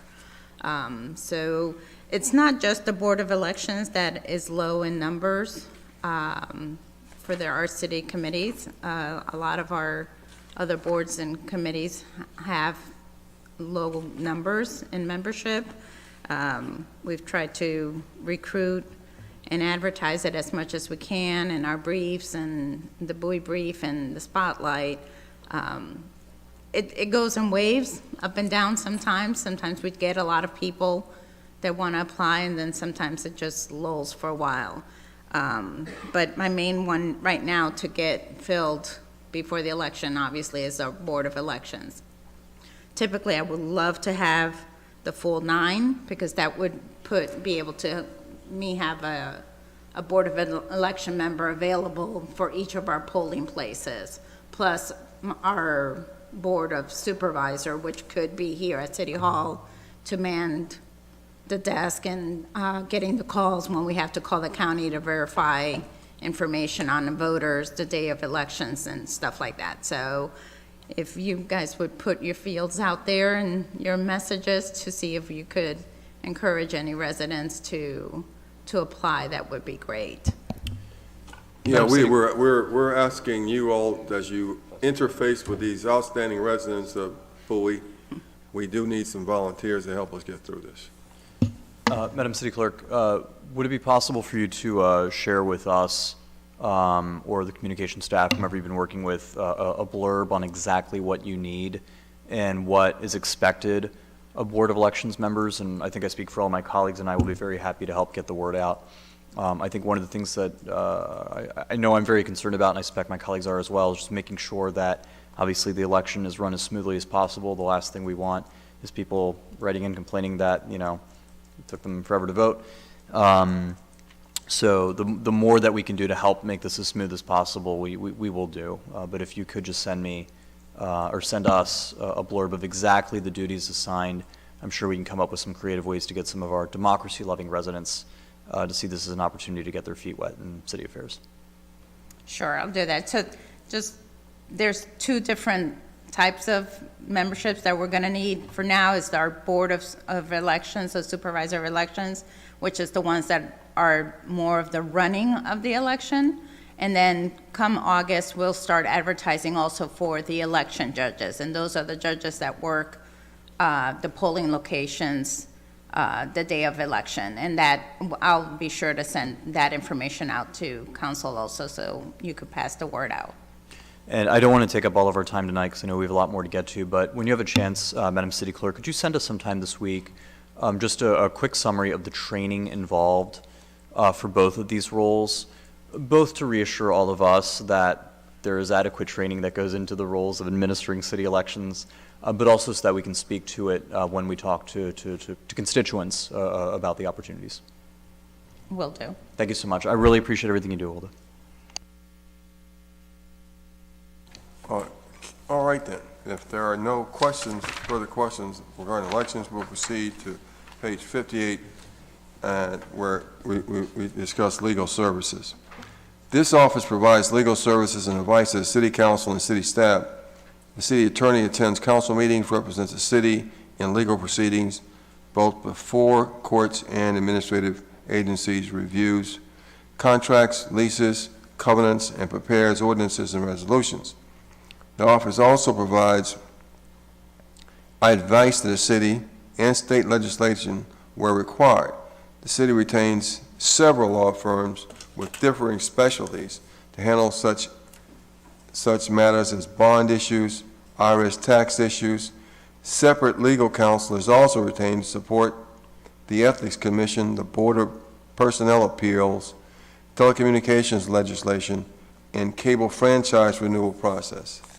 The city is also represented without cost beyond the payment of premiums by attorneys appointed by the local government insurance trust, legit, to represent the city in connection with the defense of a certain civil action.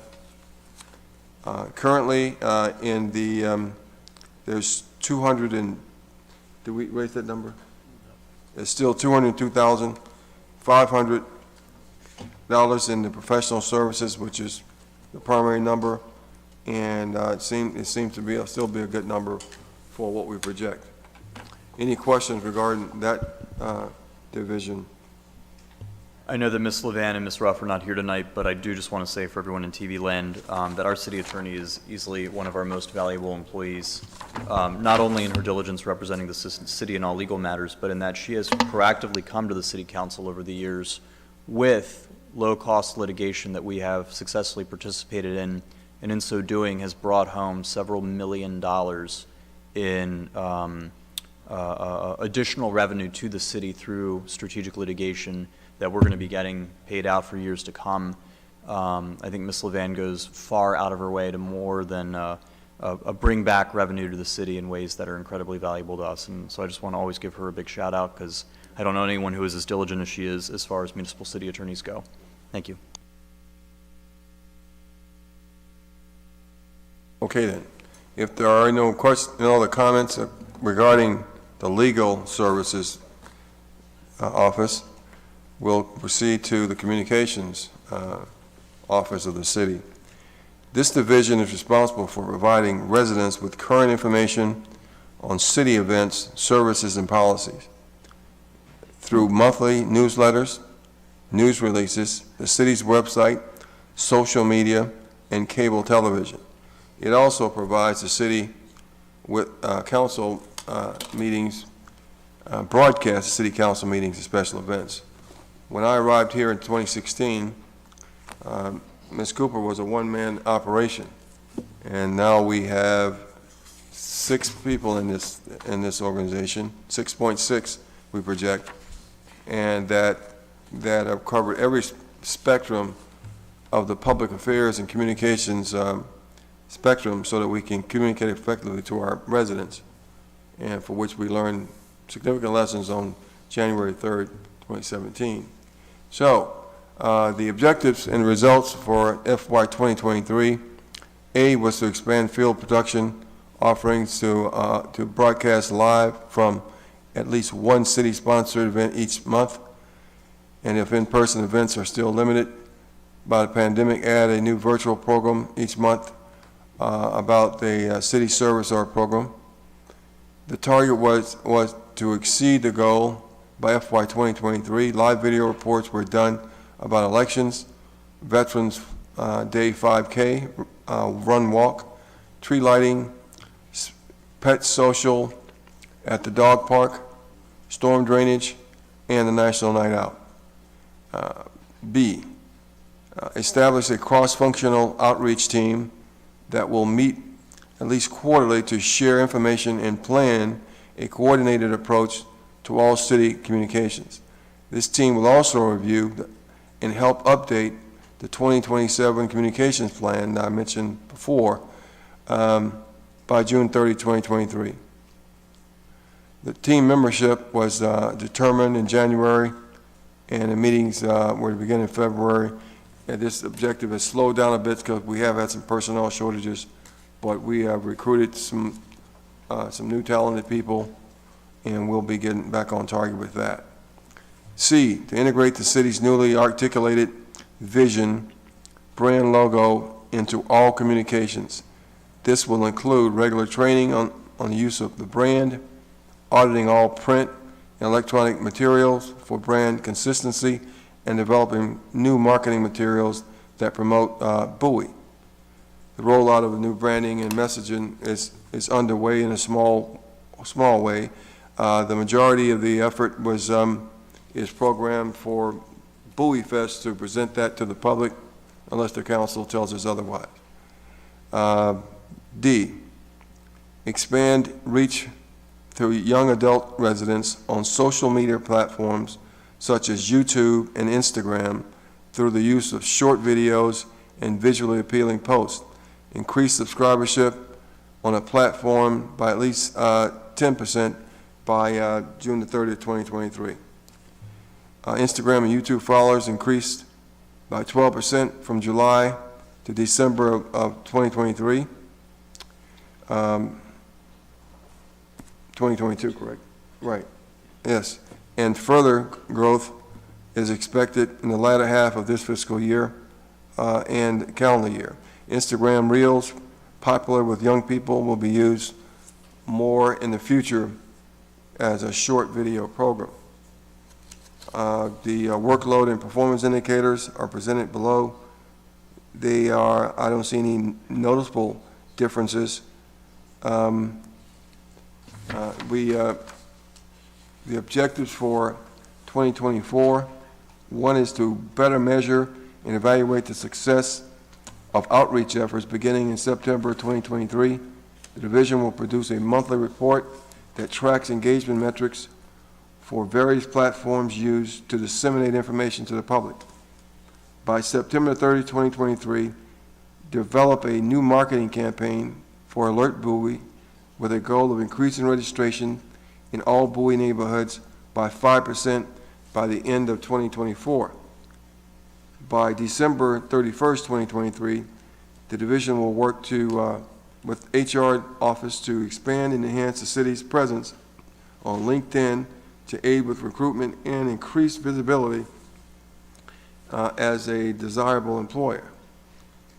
By June 30, 2024, produce 7 videos, 1 per department, that educate the public about some of the aspects of the department's work and integrate the videos into the city's website. There are no significant budget changes to this particular division. There are 6.6 employees in there, and we cover audiovisual, 2 communications analyst, one is a 2, broadcast specialist, studio technical specialist, and a part-time communications analyst. There's $525,400 for salaries, $185,200 for fringe benefits, and with significant spending for training and travel, repair and maintenance of studio equipment, and supplying materials related to those functions. And there's one other charge, municipal grants, the grant awards for public access program. Any questions for the communications budget? Yes, I had a quick question. Looking at the performance indicator chart on page 59, I see that there's been a consistent increase in registrants for Alert Bowie. Just for residents, what type of information is disseminated? And I'm also happy to see that we're continuing to work to increase registrants. Good evening, council member. So Alert Bowie, we use it not only in emergency situations, like last summer, we had several of them, so we used it a lot during those cases. We also use it as a vehicle to share our newsletters, our weekly and our monthly newsletter. If there are crime alerts we need to get out, we'll put them out that way. Traffic, if we're made aware of traffic problems within the city, things like that. So it's basically to keep our residents connected immediately. Thank you. Is it, and obviously that's amazing information that residents need to know. Is it possible to include like development information or anything like that? Any meetings that may come up that residents may want to be aware about or something? So it's a fine line between over alerting them and sharing information. So that's why we use our newsletters as those vehicles to share that information. And so the newsletters are put out on our website and also distributed via Alert Bowie.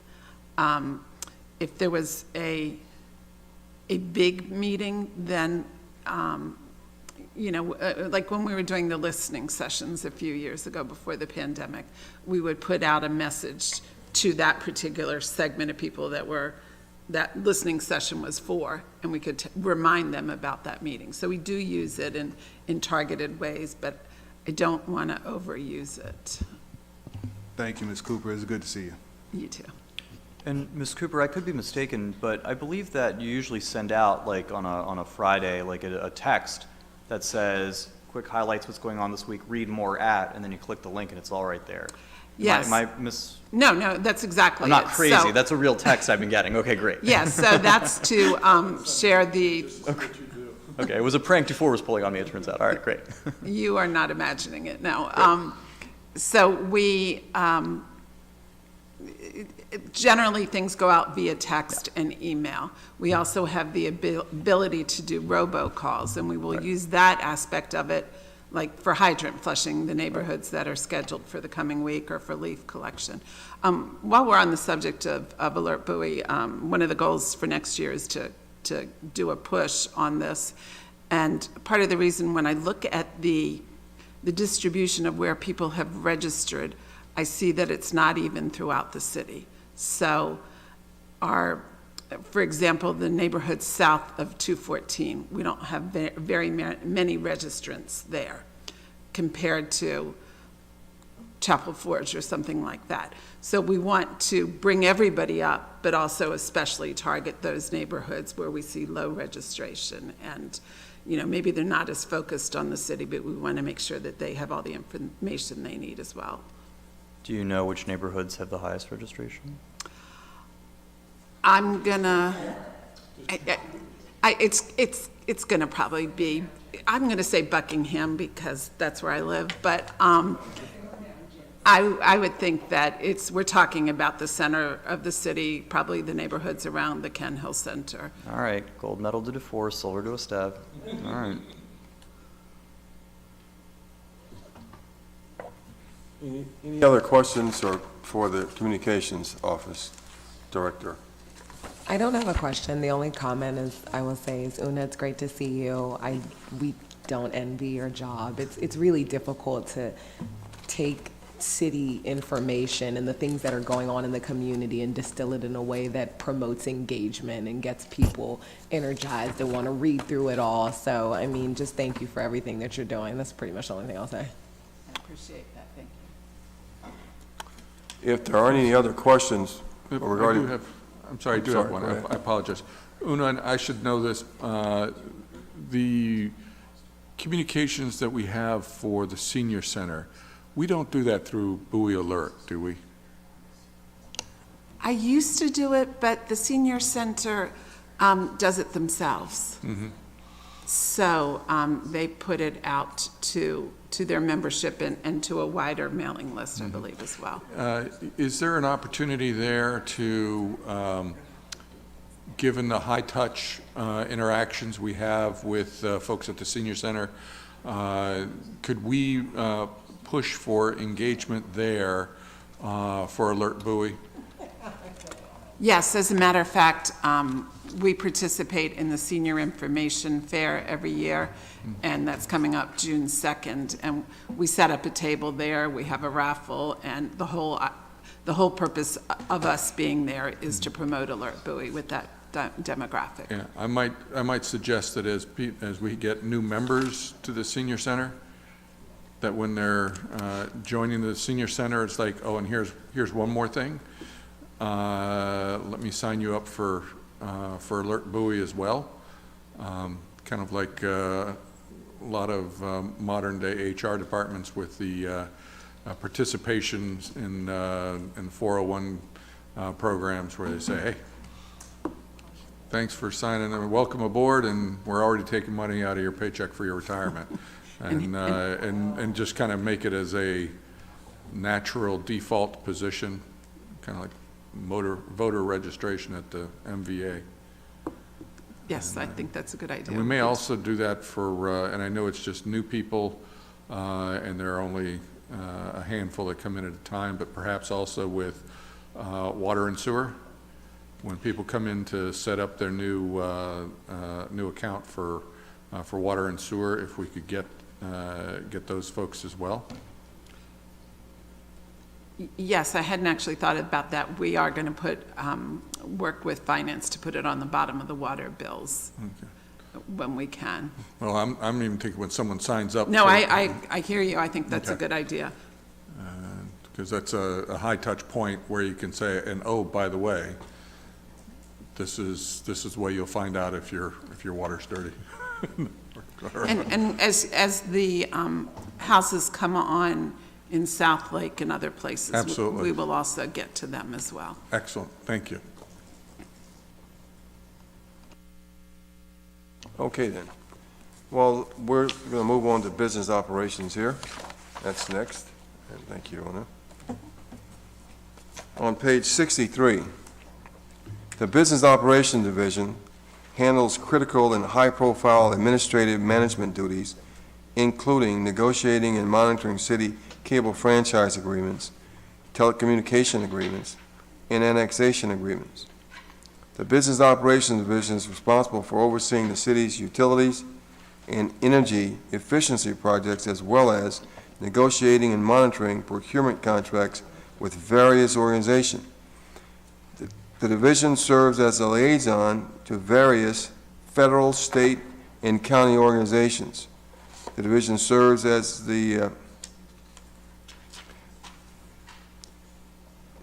well as the Maryland utility companies.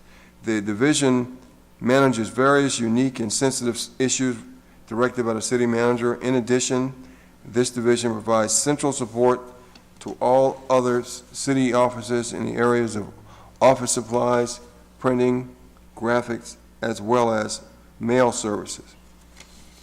The objectives for 2023 were the coordination with IT and CTC. Business operations will continue the process of upgrading and expanding the city's fiber optics, redundancy network infrastructure.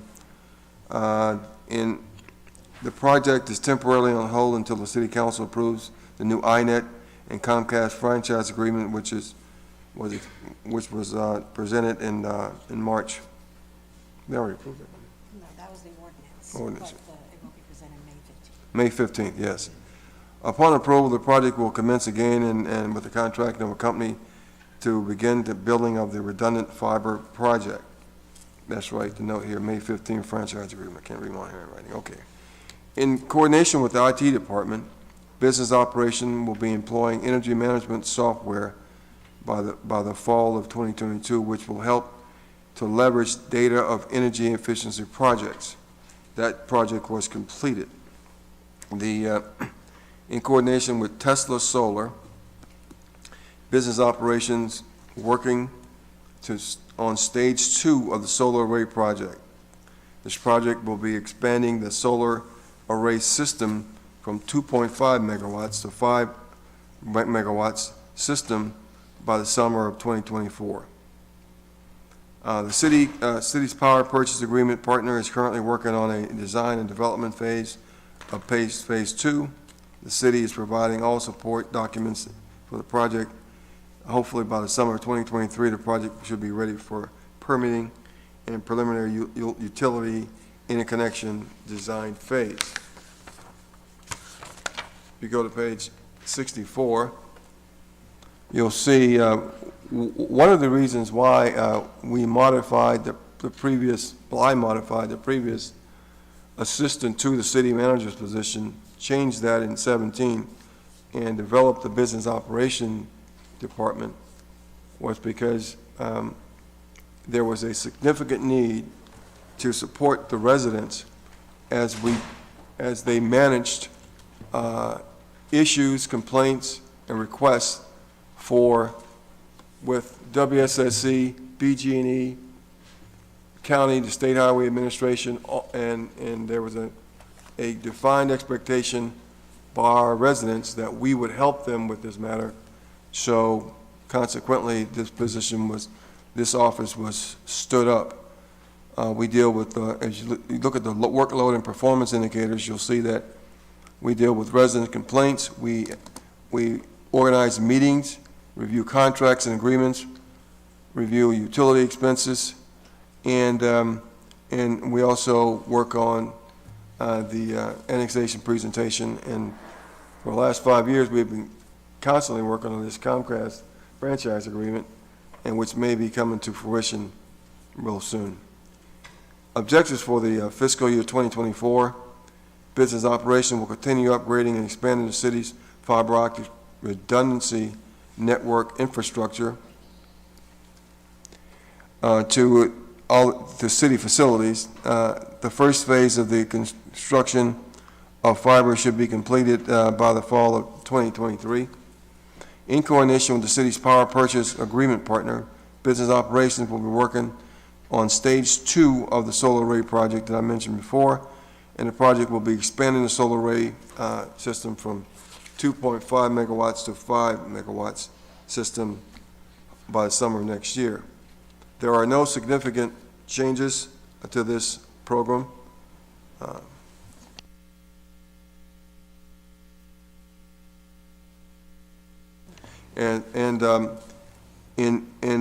The FTEs here are 5, and one of them is one of our business operations specialists is a Bowie State graduate, since we talked about that recently. So he's really right out of college and doing a great job. If you look at the salaries for this particular division, it's $321,700 for salaries and wages, $95,700 for fringe benefits. We spend a lot of money on printing and binding, and supplies for the $90,400 for supplies and copy machine paper and maintenance of our copy machines, and mailings, $121,500, and machinery and equipment include iNet related upgrades and other situations. I think we get to use our franchise fee monies for that. PEG money for that. So are there any questions for the business operation Division's budget.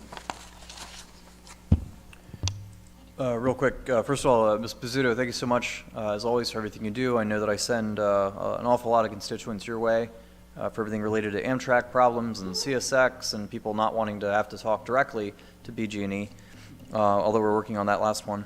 I'm fond of telling people that you used to be one of the wonderfully active Green Team advocates who would come and beat down our door on behalf of all the white hat causes in the city. And you were so good at that we put you on payroll, and now we send you to beat down other people's doors on behalf of the city. And so we're very grateful to you. A couple quick questions. Can you talk to me about the 2 part-time receptionists and the 2 part-time security guards, and better help me understand what's going on there? Good evening, everybody.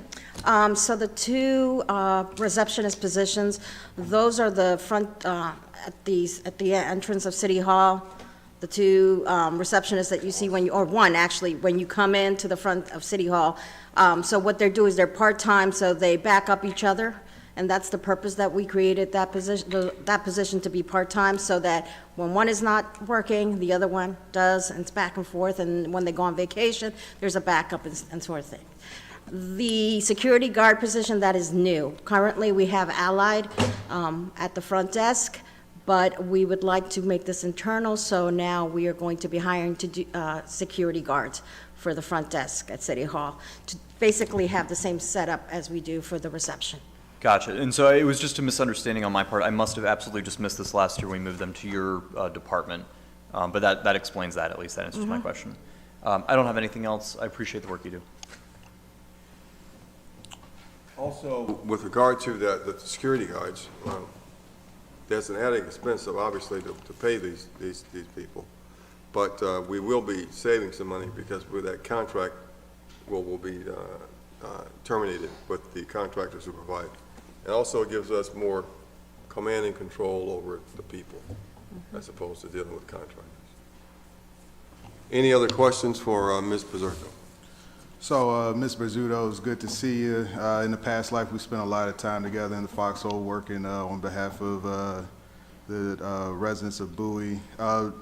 Looking at the performance indicator chart on page 64, had a question about the number of resident complaints. I see that there's a little bit of a jump from FY21 to FY22, and then it kind of remains consistent to a degree. Wanted to understand what a resident complaint looks like, what that is, and then if there's something that we should be made aware of, concerned about on that. So every time there is bad weather, we get resident complaints, whether it be for BG&E, whether it be for Washington Gas, it doesn't matter. We get complaints. Last year, we had quite a bit of complaints because we had the tornado, and we had the microburst that came in. So the uptake was because we got a ton of complaints right after, because everybody wanted their power back, and that was one of the reasons. We get a lot of complaints for telecommunications. Everything from, some things we don't handle, which is some complaints about their bill, complaints about, their TV doesn't work with their new cable system or anything. So, it ranges all types of different complaints. One example, there was a resident who had a gas issue, a leak on his property. And of course, Washington Gas was the provider, but this resident preferred for us to take the issue up with Washington Gas for him. And we did, and we resolved it. And that's just the way, and that's how it is in Bowie, as opposed to other places. And that placed a requirement on me as a manager to establish a sub-organization here to help handle those, because like Mr. Estef says, he throws a lot of people our way. If somebody is riding down 197 and they see that there is a lot of trash, they haven't cleaned the roads, they come to us to make the State Highway Administration do their job, and we do. We know the district engineer, so we can get to the person who's in charge of the maintenance, see when the next maintenance operation is going to be, or tell them, wait, to give this a little extra look, and those are examples of what we get. Or down near Central Avenue, there's a traffic light there that the residents didn't particularly like. and they couldn't get any satisfaction from the State Highway Administration, and we worked with the highway, we beat up on the Highway Administration for them until they did as much as they would do, and so we relieved them of that that duty, I guess. Gotcha. Thank you for that. And shifting over to the additional 2.5 megawatt solar development that the city will be taking on. My understanding of power purchase agreements, these are developments that come from the capital perspective, investment perspective, no cost to the city. Is that correct? And so it's typically a more efficient way to procure energy. And is there some type of data or something that can kind of let us know the savings over time that we would be experiencing it without getting too deep into the...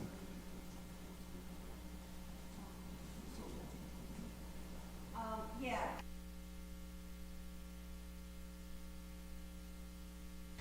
Hello. I'm loud, but maybe not that loud. Because this is we just started this program with the previous 2.5, we're still building the benchmarking. So once we have that, we'll be able to then, go back and look at a full year and see how much we've earned, how much we've saved from the different accounts that we've used. Thank you for that. One just quick comment. I'd like to reiterate comments made earlier and express my gratitude, because I know that these things tend to hit the fan all at once, and a lot of complaints all come in when the wind blows and whatnot. And in fact, the issue with the gas line, I know that it was after some significant efforts on the part of the resident, who happened to be one of my residents, who had been unable to get a positive resolution to a rather healthy and certainly odoriferous leak that was occurring. And so anyway, good work on you and your group for making these things resolvable and in acting as an ombudsman for us with the rest of these service providers. So thank you. Thank you. Maddie, it's so good to see you. And what would we do without you? BG probably wouldn't answer. I'm just kidding. But thank you so much for all of your work. I just have just a very few questions. On page 65, it says printing and binding, and it talks about $47,000 for the publication of the newsletter and other things. Does that overlap with comms in terms of what they've set aside for marketing on some of that stuff, or is that separate from the budget that they're proposing? It's separate from the budget, so because we can get printing at because we do it in a bulk, we get cheaper rates. But we do all kinds of things. I mean, we will, like, these books that you guys are all looking at, we print these, and that's where that comes from. So part of that budget is from that. So whatever is in bulk, we will do it for the whole city, across the board. Okay, so if I understand that correctly, so then I understand that example, but the distinction is probably columns is more external digital, and then this is more like, could be internal, but also printing. That's for anything that is internal associated and possibly external. Right. Is that correct? So for example, when we changed the address or the name of our street, right? The letterhead, all the things that we had to reprint, that came from this budget as well. The communications divisions, their printing is majority for the quarterly mailings that they do, just for information purposes. So we try to centralize printing. Okay, that's super helpful. Okay, wonderful. Okay, next question is around, all right, here it is. So just a little bit of understanding. It looks like you have an FTE of an executive office associate, and then there's also a BizOps specialist. Kind of just maybe help me understand kind of the differences and possibly the rationale around the executive office associate. Okay, so the business operations specialist, that's a newer position that we brought in. Basically, it's helping me to do what we consider the business operations, right? So all the utilities, the new software that we have, that looks at, you know, all the different uses and the different accounts that we have in BG&E, but that's an internal thing, right? So he works and he helps me with all of that, because quite honestly, it's more work that I could handle, so he's basically helping me with all of that. Joan, who is the executive person, right? Her job is not only as a receptionist for the front desk, but she supports other projects for anybody in the city manager's office. She, you know, Joan does everything. So if there's if something is happening in emergency operations, they're doing trainings or whatever, she supports that. If Grants is doing something, she'll support Grants. She supports even economic development. So she'll support different groups, not just business operations. She helps to plan the annual staff party. So she does a ton of work, and that's basically what she does. Well, And once again, if Yeah. you'd like, we can get you the job spec, so you can see what those people do. Yes. And it isn't about the people, the persons in the job, it's about what the position is set up for. Because any high performer could do the job, but Joan's doing it really well. But we can certainly get you that, and if Stephen's here, we'll have him send those job specs to you all, so you can see what all those duties are. Thank you, that'll be helpful. And just for clarification, my questions aren't necessarily associated with the individual that's performing the duty, but more so how the actual position itself ties back to the department. Okay. so there's a lot of, so for example, when we changed the address, the name, right?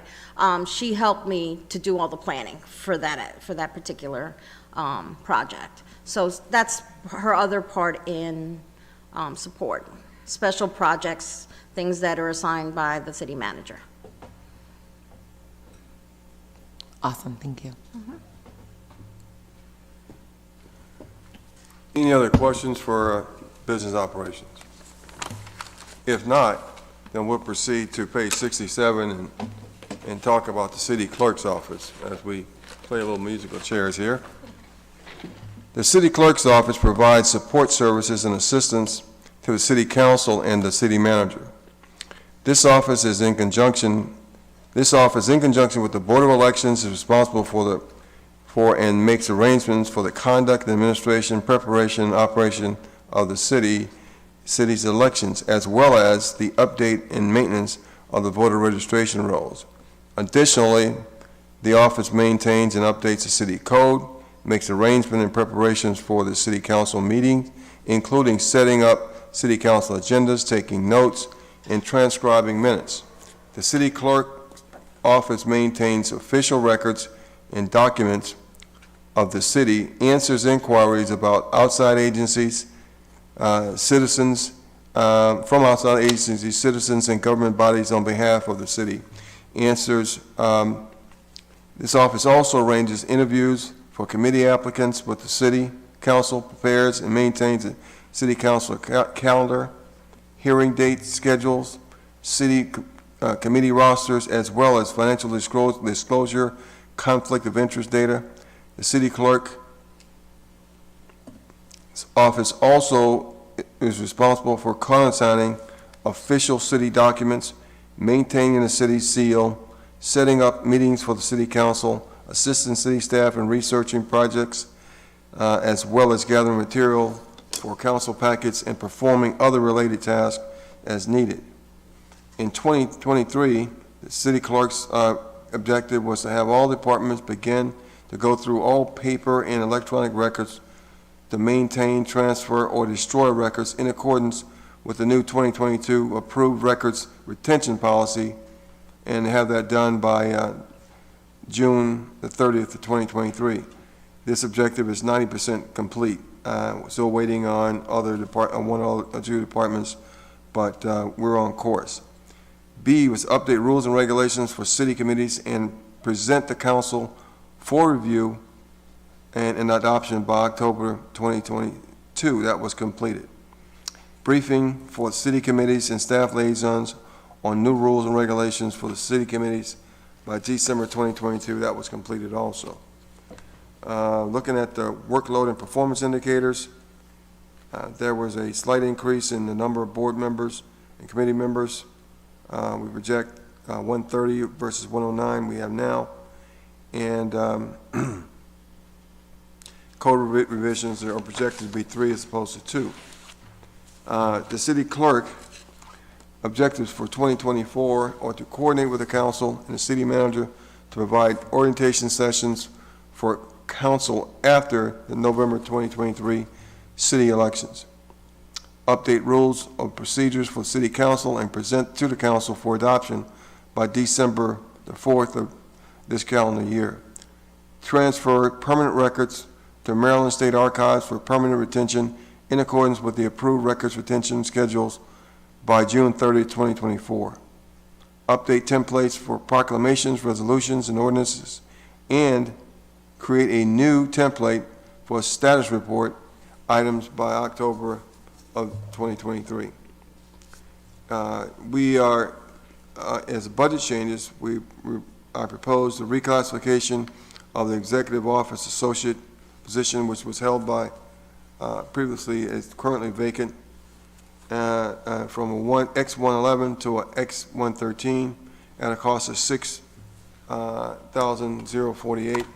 That we see that as a retention and recruiting move that's absolutely necessary, especially in today's recruiting and retention world. Salary and wages of $173,800, $53,300 for fringe benefits. We're authorized 2. There's a recruitment effort going on right now, and we intend to change the name of that associate to assistant clerk, city clerk. And so hopefully that'll help us with our recruitment effort too. Any questions to the city clerk? I have one question. Hi, Walda. Good to see you. So I guess I'd just like to understand a little bit more kind of the thinking behind the objectives.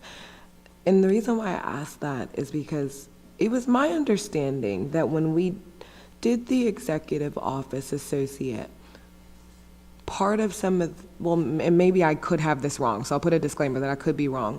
Part of the thought that I had behind that role, or what I was under the impression, was that they would help city council in some sort of way. And I think part of the challenge that I'm seeing is our constituency is continuing to grow, and as city council members, we tend to field a lot of calls. And sometimes there may be additional work that we also need to do that falls on us as individuals, and it may be difficult when you maintain a full-time job to be able to respond to constituents or get to things with a certain level of expediency. And so I guess what I'm trying to understand is how much of what the assistant city clerk will do will be to support the city council itself.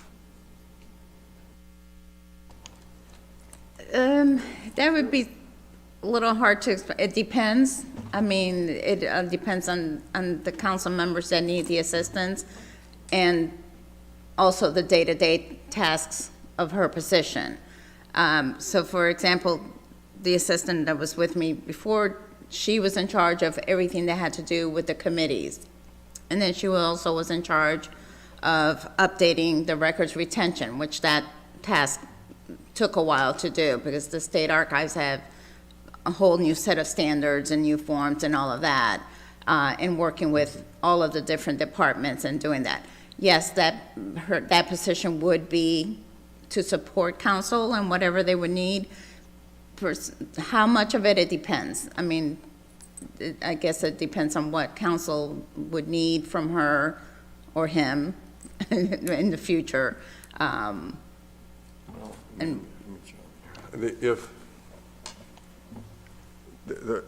When you look at the job spec and why it was created, in the council manager form of government that currently exists, the clerk provides care and feeding to the council as a whole, and in the forms of the things that were listed. And that position was created because this person was overwhelmed doing that for 7 people, just from the committee issues, meeting scheduling, locations for Ken Hill, taking the minutes, presenting them, and all of those things. And so that's why that position was created. It was not created to provide direct support to you for District 4 or District, for constituent services and that sort of thing. The organization is not set up for that, and that person is not assigned for that. If that were the case, we'd need 2 or 3 other people, at least, or maybe a person for everybody. But right now, that person's job is to provide direct support to the council as a group and to facilitate these meetings, special meetings, and all the things that are listed for that Wilda and her team and the clerk has to do.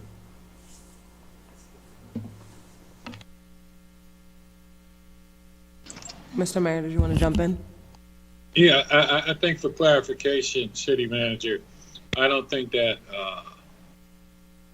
the Mayor Pro Tem was saying specifically for her, but I think was talking about assistance for all members of the council as a whole.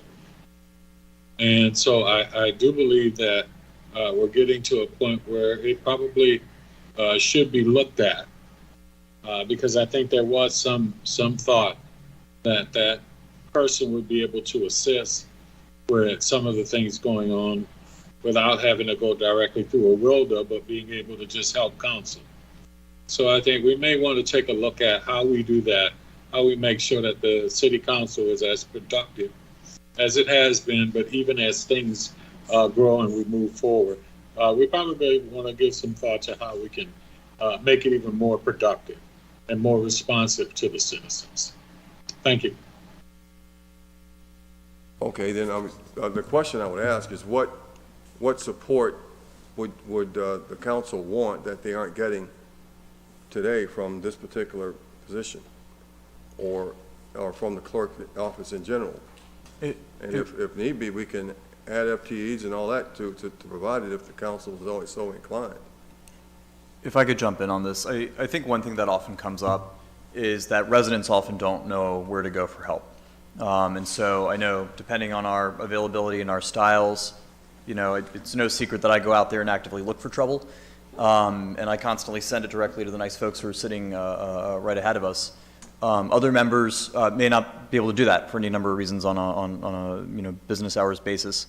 But one of the things that I have found is when there is an issue with being overwhelmed with constituent emails or people calling, to complain about things, what has made a huge difference for me is just knowing where to direct them generally for city services. So, I mean, I've been, and I wish I'd said it when Chief Neske was here, but I've been blown away by the quality of the city reporting online for services and the crime maps we have, and just the wealth of things we have right on our website where residents can go directly and either request the help they need or learn about just about everything going on in the city.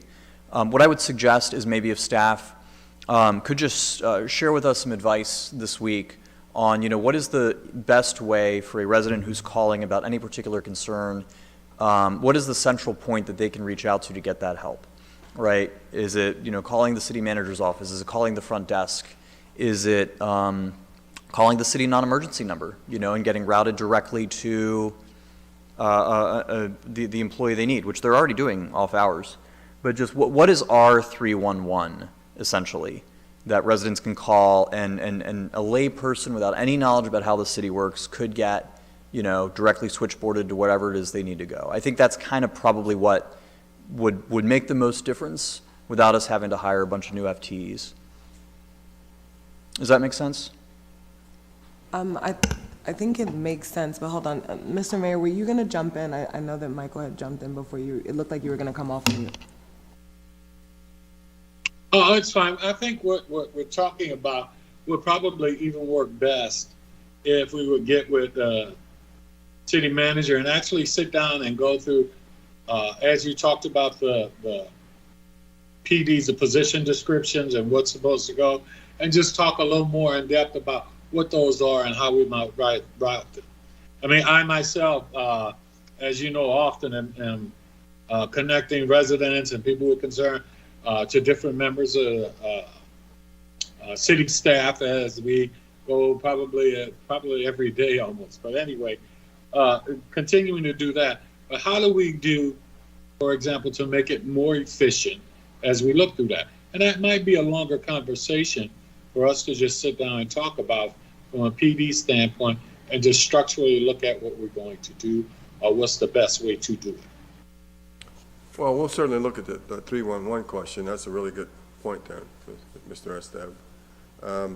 Currently, if a resident calls the non-emergency number or the city manager's office, they'll be directed by the executive office manager or the executive associate, who happens to be Joan, and they'll be directed to the right department, because many of them call and don't know what's going on.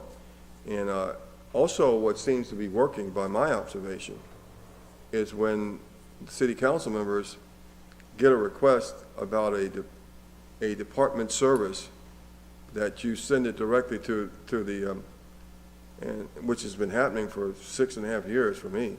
They send it directly to the department director, and we take pride in getting on it immediately.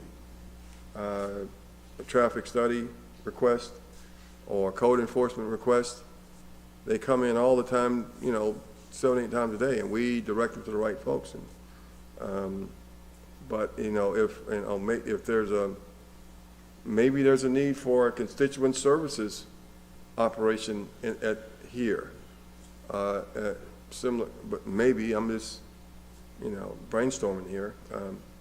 If you all feel the need, but like exists at the county and District 4's office, I don't know, but we sort of we're set up to handle issues with the business operations, city manager's office, and the non-emergency number, but we can look into the 311. Maybe we need to set up a 311 system that works. We did that in Georgia. That was helpful for residents. They could put in a request and then track the thing there. I think one thing that may help is if my colleagues and I can kind of chat a little bit more about what specific issues there are. And maybe we can chat a little bit more with staff, just get a sense of Sure. what we can flesh out. I mean, look, and I'm a big believer in this. We're a part-time city government, which simultaneously means that we get overwhelmed because we have day jobs and families and lives.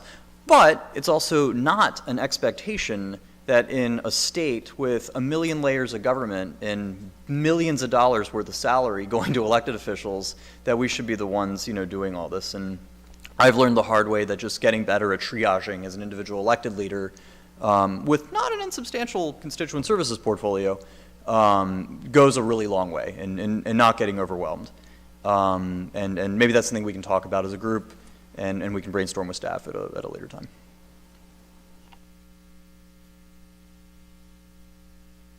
Other questions or comments for the city clerk's budget?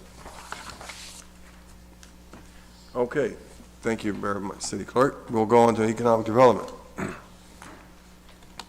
The mission of economic development is to increase the employment and non-residential tax base of the city through business retention, expansion, and attraction, tourism, promotion, community development, redevelopment, revitalization, and other business technical assistance.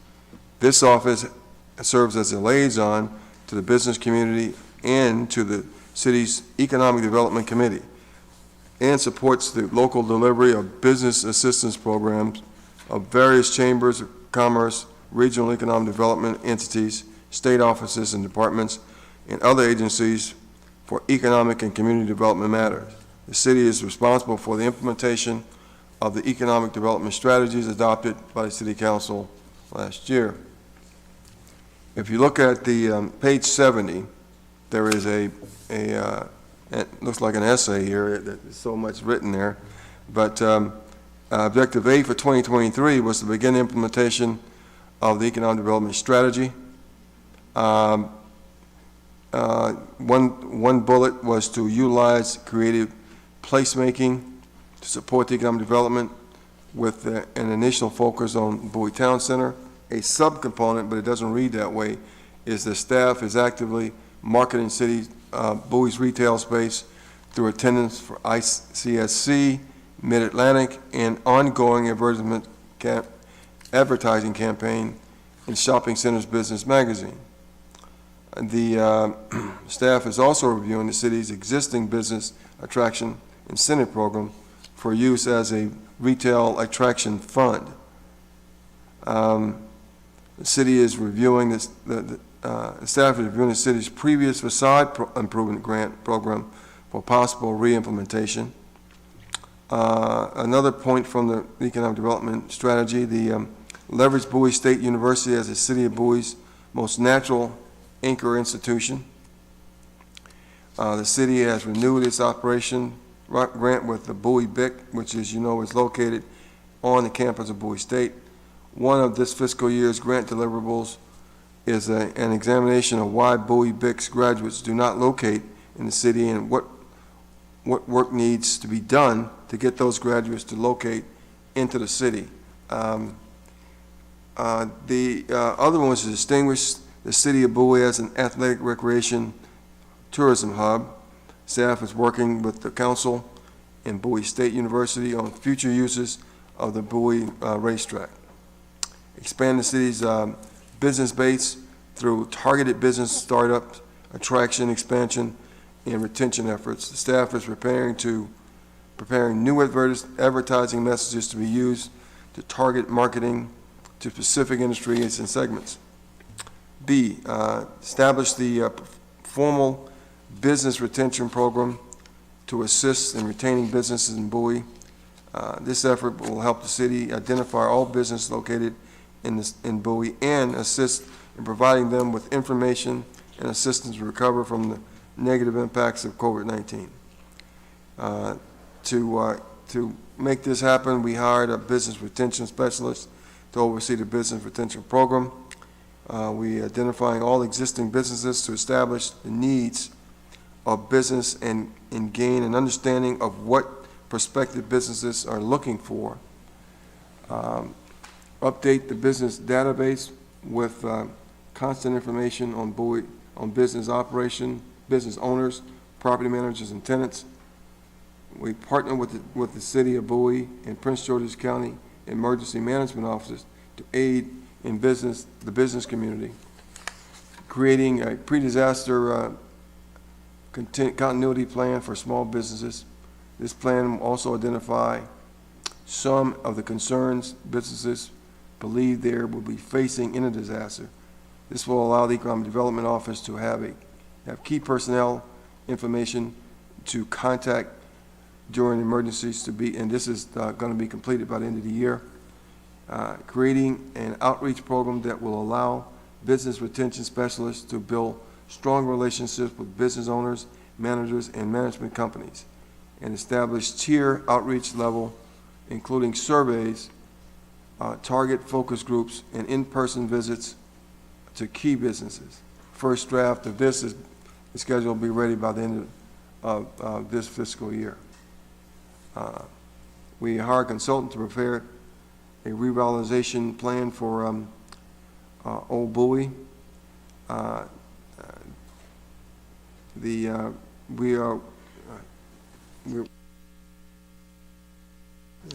We have hired retail strategists to begin the work on the revitalization plan. Cross-departmental staff continues to provide technical assistance and support the citizen groups' efforts to establish the Arts and Entertainment District in Old Bowie and coordinate city staff involvement as needed. The cross-departmental staff provided support for the preparation of the October event, but as you all remember, it was canceled due to bad weather. So we're planning another event coming up in the fall. Continue to diversify and expand Bowie's economic base by supporting business attraction. These efforts will support business attraction for office and flex properties at existing commercial locations in Bowie. One of those is we retained Novolon and met the criteria for the fourth $100,000 incentive payment that we paid to them in a 10-year agreement. Staff continues to assist in commercial office brokers and landlords in their efforts to convert interested prospects into Bowie building tenants. Office prospect activity has remained low. Flex use of prospective activity is increasing. You Belong in Bowie advertising was placed in several business publications to remind business people about Bowie as a business location. This year's program included ads in the shopping center business, the city biz list, ongoing outreach to commercial real estate broker communities continue throughout the organization, to organizations such as NEIOP and Coronet Global. The city continues sponsorship of DC, Maryland chapter of NEIOP and was recognized in printed materials and at virtual events. F, continue the retail tenant attraction and retention. Retail specific location advertising was placed nationally in the Shopping Center Business Magazine. This advertising program identifies Bowie as a desirable and profitable retail location. The city participated in the ICSC Mid-Atlantic in September 2022 as a part of Prince George's County's team. The city continues to work with other retail center owners and brokers to attract tenants to vacant retail space and assist in the efforts to revitalize our retail centers. G, the city continues to provide oversight in the coordination with small business growth and assistance programs. The city provides oversight for Bowie Business Innovation Center and coordinates small business service providers resources, including training and counseling. And FYI, Mr. Buggs is on the Bowie Board of Directors. The city continues to receive small business assistance and accounting services from the Maryland Procurement and Technical Assistance Program called PTAP, the Capital Region Small Business Development Center, SPDC, and the Maryland's Women Business Center, MWBC. Staff provided oversight to the Bowie BIC Center Incorporated in several ways. The staff member holds a seat, as I mentioned, Mr. Buggs. Additionally, staff reviewed reports submitted by the Bowie BIC and asked for many additional information if needed and to get clarifications to the report and to forward the reports to the finance director. H, continue to support the city's economic development committee. Staff liaison continues to provide administrative support for monthly meetings with read-ahead packets and materials and agendas and such. You see the workload and performance data at the bottom of 72. This is a real busy two-person organization, and of course we added a second person last year, as you all recall. The objectives for 2024: establish revitalization of Old Bowie to coordinate and support multiple government and community efforts. Continue the business retention program. Continue to diversify and expand Bowie's economic base by supporting business attraction. Continue efforts for retail tenant attraction. Continue to provide city oversight in coordination with small business growth and assistance programs, and continue to support the city's economic development committee. There are no financial significant budget changes there. There are two full-time FTEs in the director and the business retention specialist, and 0.4 of an FTE for a paid internship. And the majority of the expense here is for a good amount of the expenses for salaries at $253,000, fringe at $93,000. Advertisement, as mentioned earlier, and the objectives is rather significant at $115,000. Professional services, $364,000 includes funding to implement the adopted economic development strategy and to fund the city's contribution to the Bowie BIC Innovation Center, Small Business Development Center, the Procurement Technical Assistance Center, Workforce Development, and the Maryland Women's Business Center, and service fees for maintenance and operation of the city's revolving loan program. Also includes hosting brokers or prospective events, advertising and graphic design, agency support, and services. Also, if you look at the bottom, there's the revolving loan monies there, $250,000, and $67,000 for subscriptions to various economic development organizations. That was a mouthful. Any questions for Mr. King and economic development budget?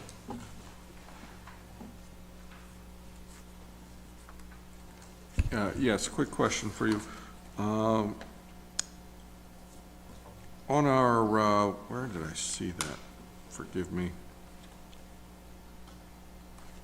Back.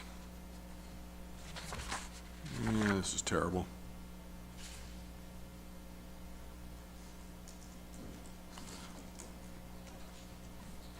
For our revolving loan grant fund, I know we have a Novalon. Can you refresh my memory on the commercial building facade program? I thought we had not, didn't have anything going on with that. That would be correct, because that is funding to implement one of the recommendations on the adopted economic development strategy. There, that would be a new program that we are creating. Using the framework we had established previously when we had a funded grant program in Old Bowie and West Bowie Village. So this would be returning some funding, and then we would, as staff, see how we can expand it to address other areas. And what's the funding level for that vis-a-vis Inovalon? Inovalon remains at $100,000 per year. So of that revolving loan and grant line that you're looking at of $250,000, $150,000 is to fund activities suggested by the adopted economic development strategy. $50,000 is asked for the commercial facade grant program, and $100,000 is asked for the retail attraction incentives fund. Again, both of those were ideas from the adopted plan.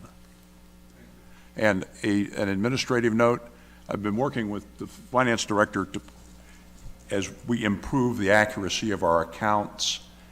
Should you adopt these, they will actually appear in the municipal grants line, as we reviewed accounting standards and instructions and have determined they are more accurately accounted for as a municipal grant rather than a revolving loan or grant fund type item.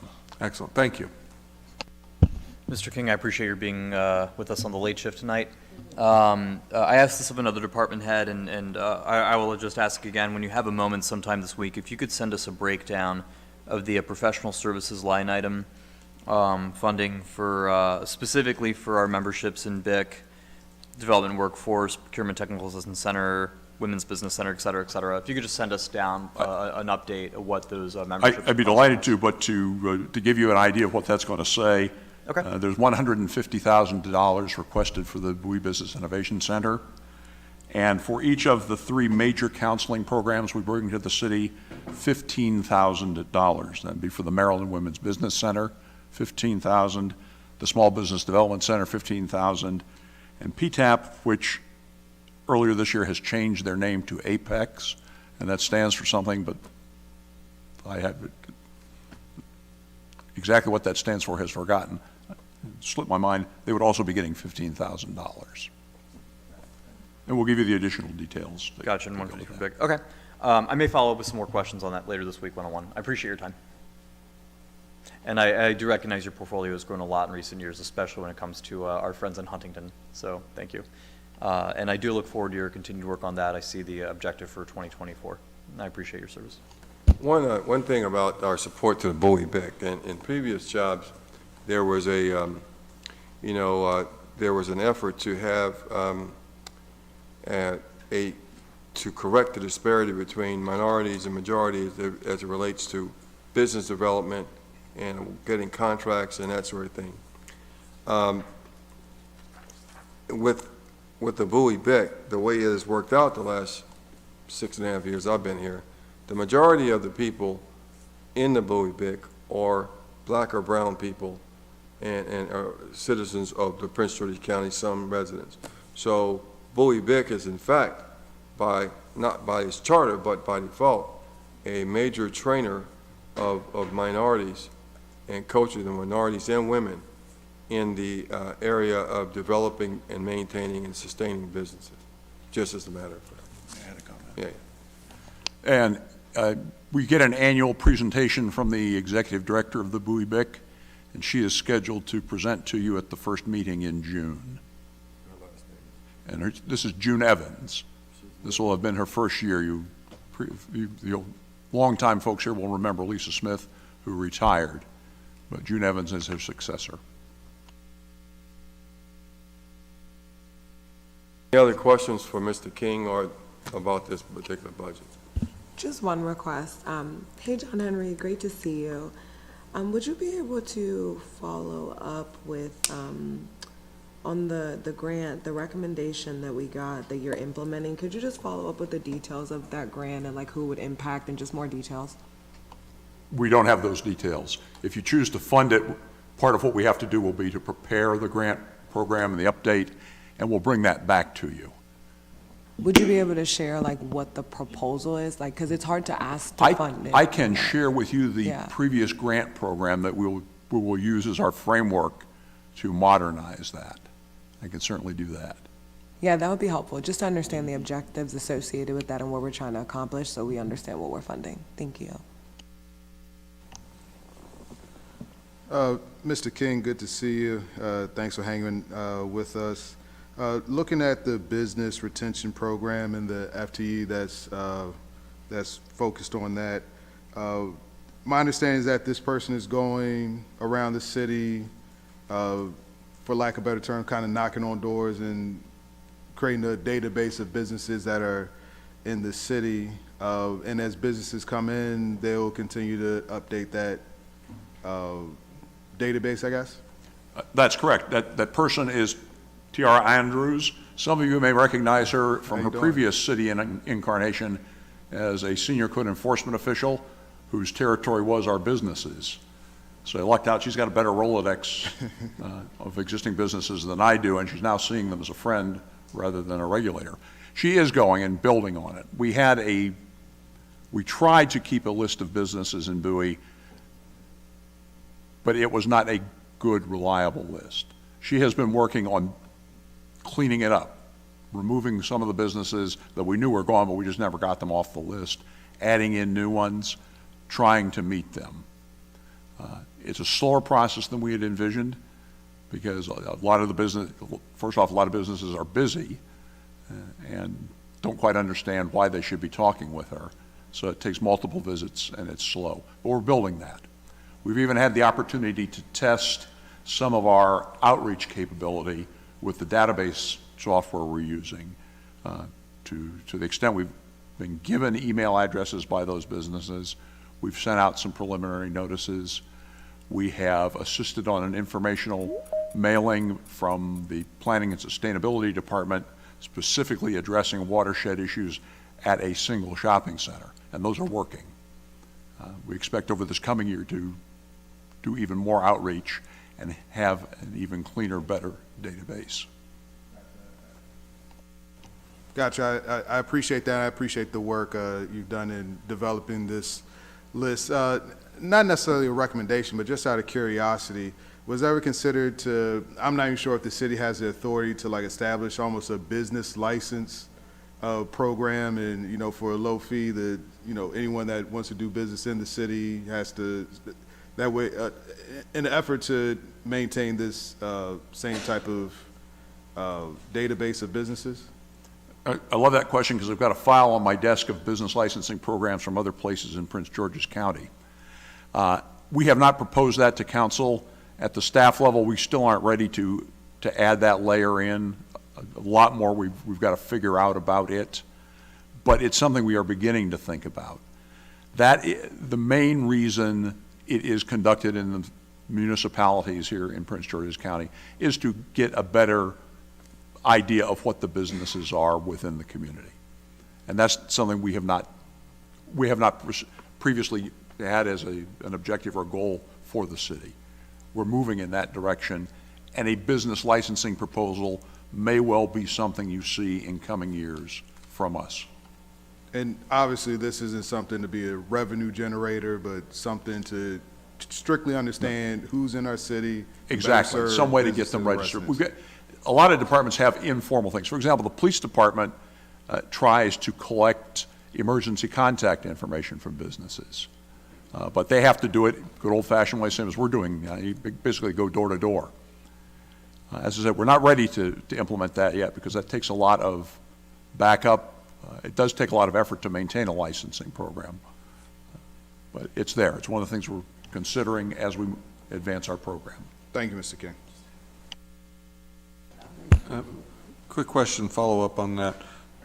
What does the county have that we could go down their lists, whichever list they might have, and just check the zip code and start working from there? Nothing useful. What we do get each month is from the State Department of Assessment and Taxation, a zip code list for the Bowie zip codes of all of the businesses they have registered. We aren't at a point yet where we're going through and using that simply because it contains things. For example, if you had formed a living trust, that would be registered as a business. Or if you had some private, if you chose to incorporate in some fashion for some things you were doing in your personal world, that would show up. If you renewed your business license, that shows up.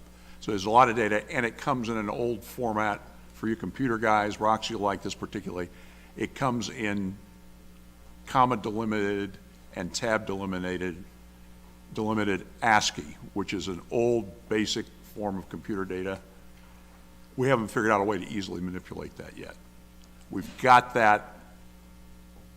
We're not ready to introduce it into our data and corrupt our database once again. But that's our next level of getting data from somebody else.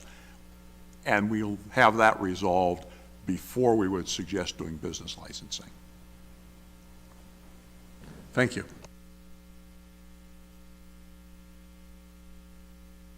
If there are any other questions for Mr. King, we'll move on to emergency management. Adios. The Office of Emergency Management plans and organizes and directs the emergency management programs for the city and coordinates the planning, organization, and the execution of local emergency management activities. This office represents the community on all emergency management matters and coordinates activities with other local, state, federal, nonprofit, and private agencies. The Emergency Management Office oversees the development and maintenance of annual reviews of the city's emergency management, emergency operations plan, EOP, the continuity of operations plan, the city's facility emergency action plan, and other emergency preparedness plans that are required. In addition, the office establishes, maintains, and operates the city's Bowie's Emergency Operations Center, which was heavily used during COVID-19. And during an emergency, the Office of Emergency Management coordinates city, community resources, reports activities and conditions to the county and state emergency management, and requests assistance as needed. The office also coordinates damage assessment activities and promptly reports all damage assessments to the county and the states. Additionally, the Office of Emergency Management provides a variety of emergency preparedness and emergency response training opportunities for staff in various community groups, including classes on emergency preparedness, CPR, emergency operations center management, and incident management. This office also coordinates with the Bowie Police Department on active shooter preparedness and response. The Emergency Management Office is further responsible for the oversight of the city's purchase, training, and maintenance of the automatic external defibrillator, otherwise known as AED. As a member of the facility security working group, the emergency manager works with the group to develop security policies and procedures, conduct regular facility vulnerability assessments, coordinate with site monitoring and security contract services at all City of Bowie facilities. The city provides ongoing support to the Bowie Fire Department to assist in the delivery of their services to the Bowie community. The emergency manager serves as a liaison between the department and city management to ensure that both entities work toward the common goal.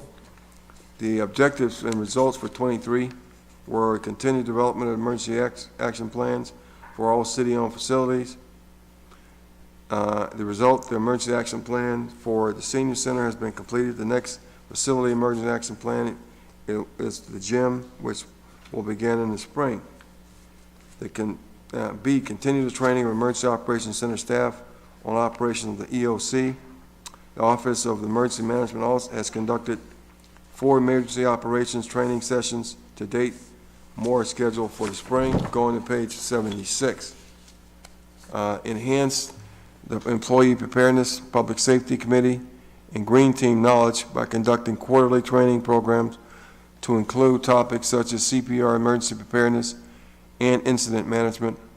To date, the Office of Emergency Management has conducted 3 CPR AED training sessions for staff, with 3 more scheduled in the spring. Other training sessions conducted include local damage assessment, Red Cross sheltering, emergency action plan for the City Hall, and the office also conducted staff seminars on hurricane and winter weather preparedness. D, conduct emergency response related to functional or tabletop exercises by May 31st of 2023. An all-day table exercise was conducted in October of 2022 concerning the Northridge Dam Emergency Action Plan. Most of the city departments participated, as well as outside agencies such as Prince George's County Fire Department and Office of Emergency Management, Maryland's Department of Environment, Baltimore Gas and Electric, and Washington Suburban Sanitary Commission. E, coordinate the COVID response for the city to include vaccinations, following the prescribed safety guidelines, ensuring adequate personnel, protective equipment, and resource management. The Office of Emergency Management continues to provide guidance and resources for the prevention and response to COVID-19. This included providing staff with necessary personal protective equipment and COVID-19 rapid tests. F, implement the multi-year emergency management training schedule to train staff on all hazard response, mitigation, recovery, and preparedness by June 30, 2023. A multi-year training schedule is currently in draft form. The new emergency management specialist was hired in November with one of the first goals to finalize and get approved that schedule. The workload and performance indicators on page 77 indicate that things are relatively flat from one year to the next. However, there are projected 100 more internal training seminars, attendance and numbers, and the objectives for fiscal year 24 are to continue to develop emergency action plans for city-owned facilities, continue training for emergency operations center staff on operations of the EOC, enhance employee preparedness public safety committee, green team knowledge by conducting quarterly training programs to include topics such as CPR, emergency preparedness, and incident management, develop a 5-year strategic plan for the Office of Emergency Management by May the 31st of next year, conduct an emergency response related functional or / tabletop exercise by May 31st of 2024, and conduct a functional exercise to test the EOC operations by May the 31st of 2024. Significant budget changes include the reclassification of the part-time emergency management grade 114 position to a full-time at a cost of $44,000, which is an increase of a half FTE. What is not listed but should be and is a part of my proposal is for the stratification of the emergency management specialist position and move it to and reclassify it to an emergency senior emergency management specialist position with an increased cost of $4,900. As you look at, you go to page 78, you'll see that salaries are $255,400, fringe benefits are $98,900. There is in the program supplement, there is a grant to the Bowie Volunteer Fire Department, and down there at $167,000.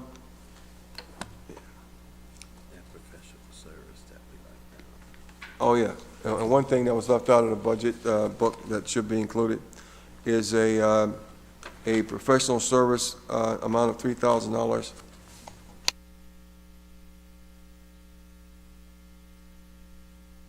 for fire inspections, which is a part of our emergency management's job. Any questions regarding this budget and directed toward the emergency management director, excuse me. Mr. Wolfley, I've prepared for your questions. I know you have to have one.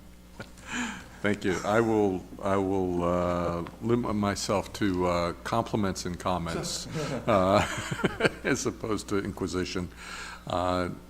Fantastic job, of course, coming through all the COVID timeframe and coming out of it and in preparation. And I'm looking forward to further integration with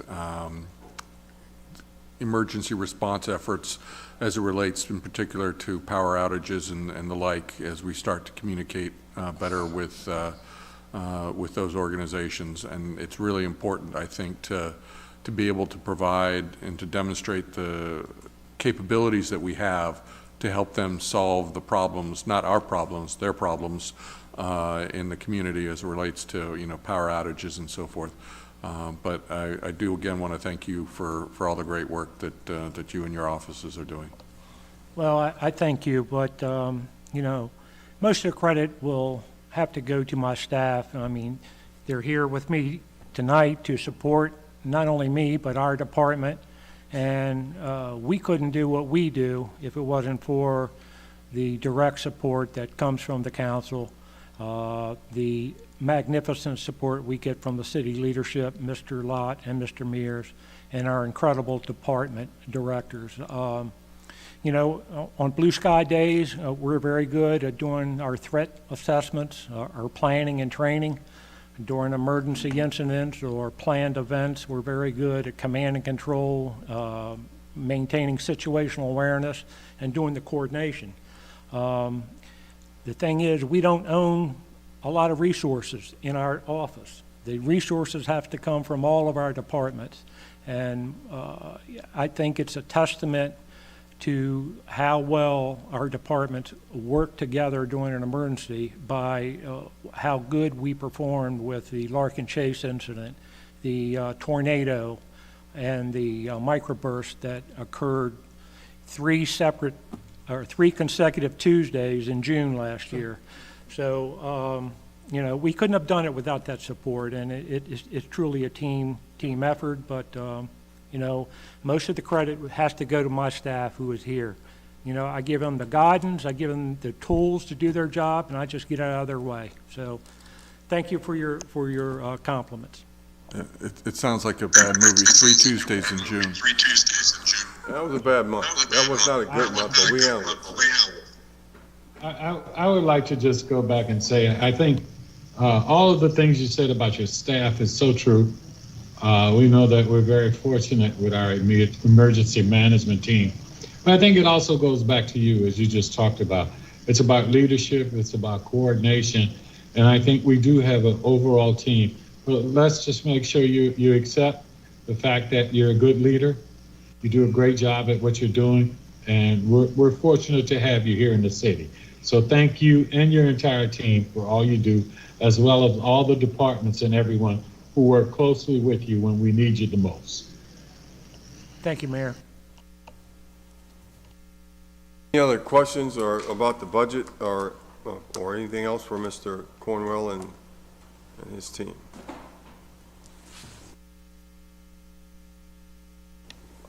Mayor Adams, if there are no any questions or comments from him, that concludes our business for this evening. No, finance. Oh, shucks. So wait a minute.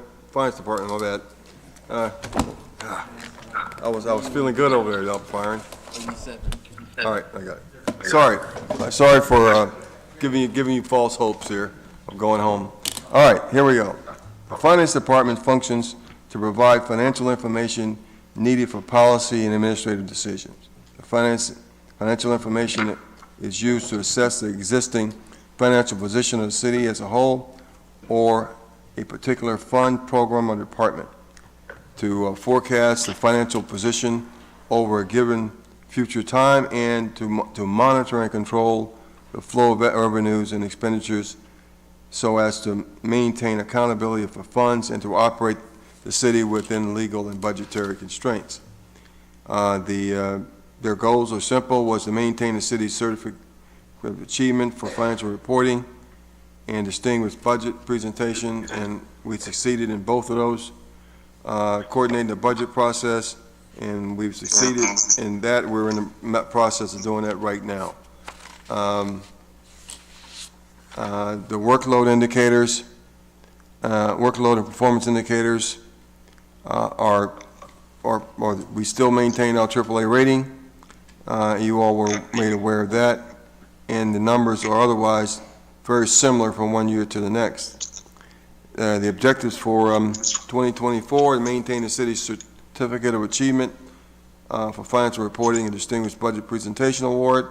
Number 2 is coordinate the budget, annual budget, and as you know, we'll be next year be doing in the middle of that again. No significant budget changes. There are 11.7 full-time employees in the finance department. This component of it, because it doesn't include the water system, right? Right. Correct. It excludes the water system and that work going toward them, and that's accounted for separately. Salaries and wages are $1,028,500. Fringe benefits $321,700. Where there's the annual auditing cost $64,000. That's accounted for in the contractual services. The professional service for the armored car, bank fees, and temporaries and actuaries there at $89,900, and travel training $19,000, and other subscriptions and memberships for $5,300. Any questions regarding the finance budget to me or Mr. Matthews? No more than good job done.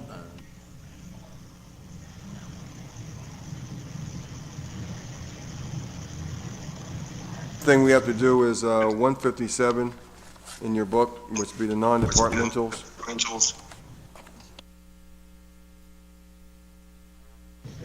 Mr. Matthews will take you through that. Good evening, Mayor and Council. On page 157, the city has its non-departmental page. The description is that the budget section provides for expenditures which are not directly or exclusively associated with a specific activity or program. It includes debt service, consulting services, comprehensive insurance coverage. It also allows for contingencies and transfers to other funds. There's no significant changes in this budget category. Again, the major categories are debt service, contractual services, other charges and transfers. The next section deals with our debt service. We have 2 outstanding debt services at this point. One is the 2015 revolving loan fund. The other one is the public improvement bond for 2019. We have contractual services, which includes the annual insurance coverage that we have through Legit. We have another line item for professional services, handles all of our consulting fees, including insurance as well as employee benefits. We talked about earlier during the HR discussion, the educational reimbursements. That's 30,000. Those numbers are consistent with prior year. We have incentive awards. This amount is an award to an employee for their suggestion or achievement and outstanding service, which is ultimately benefits the city for $25,000. We have reserved for contingencies for $300,000, and those things are things that happen throughout the year that are not foreseen by city employees. Next category will be the reserve for personnel adjustments. This is allowance for performance awards and other other bonus programs that the city operates throughout its divisions. The next category is the transfers to other departments. The first transfer is to the Capital Projects Fund from the General Fund. This supports all of our contributions to the CIP program to fund all of our capital projects. The next transfer is to our Equipment Acquisition Fund. This basically handles all of the equipment purchases that we have in our Equipment Acquisition Fund. These are two major categories that benefit the city a great deal. It allows us to stabilize our tax rate, one, and it allows us to put money aside to save for future replacement of our equipment. On page 159, again, is just a summary of the debt service. It shows you the remaining outstanding balances of each debt. The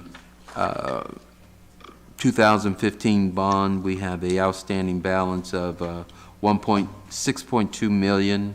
5.7 of that is principal, and a little less than 500,000 of that is interest. On page 160, we have the most recent bond issuance of 2019. This bond issuance was for our Iceplex. It was for the $24 million. We have an outstanding balance of $33.2 million. With annual payments of about $1.2 million. The current funding that this bond provided is being used to finance our current CIP projects. So that's where we stand with that. If there's any questions, I can entertain those now. Otherwise, I'll turn it back over to the city manager.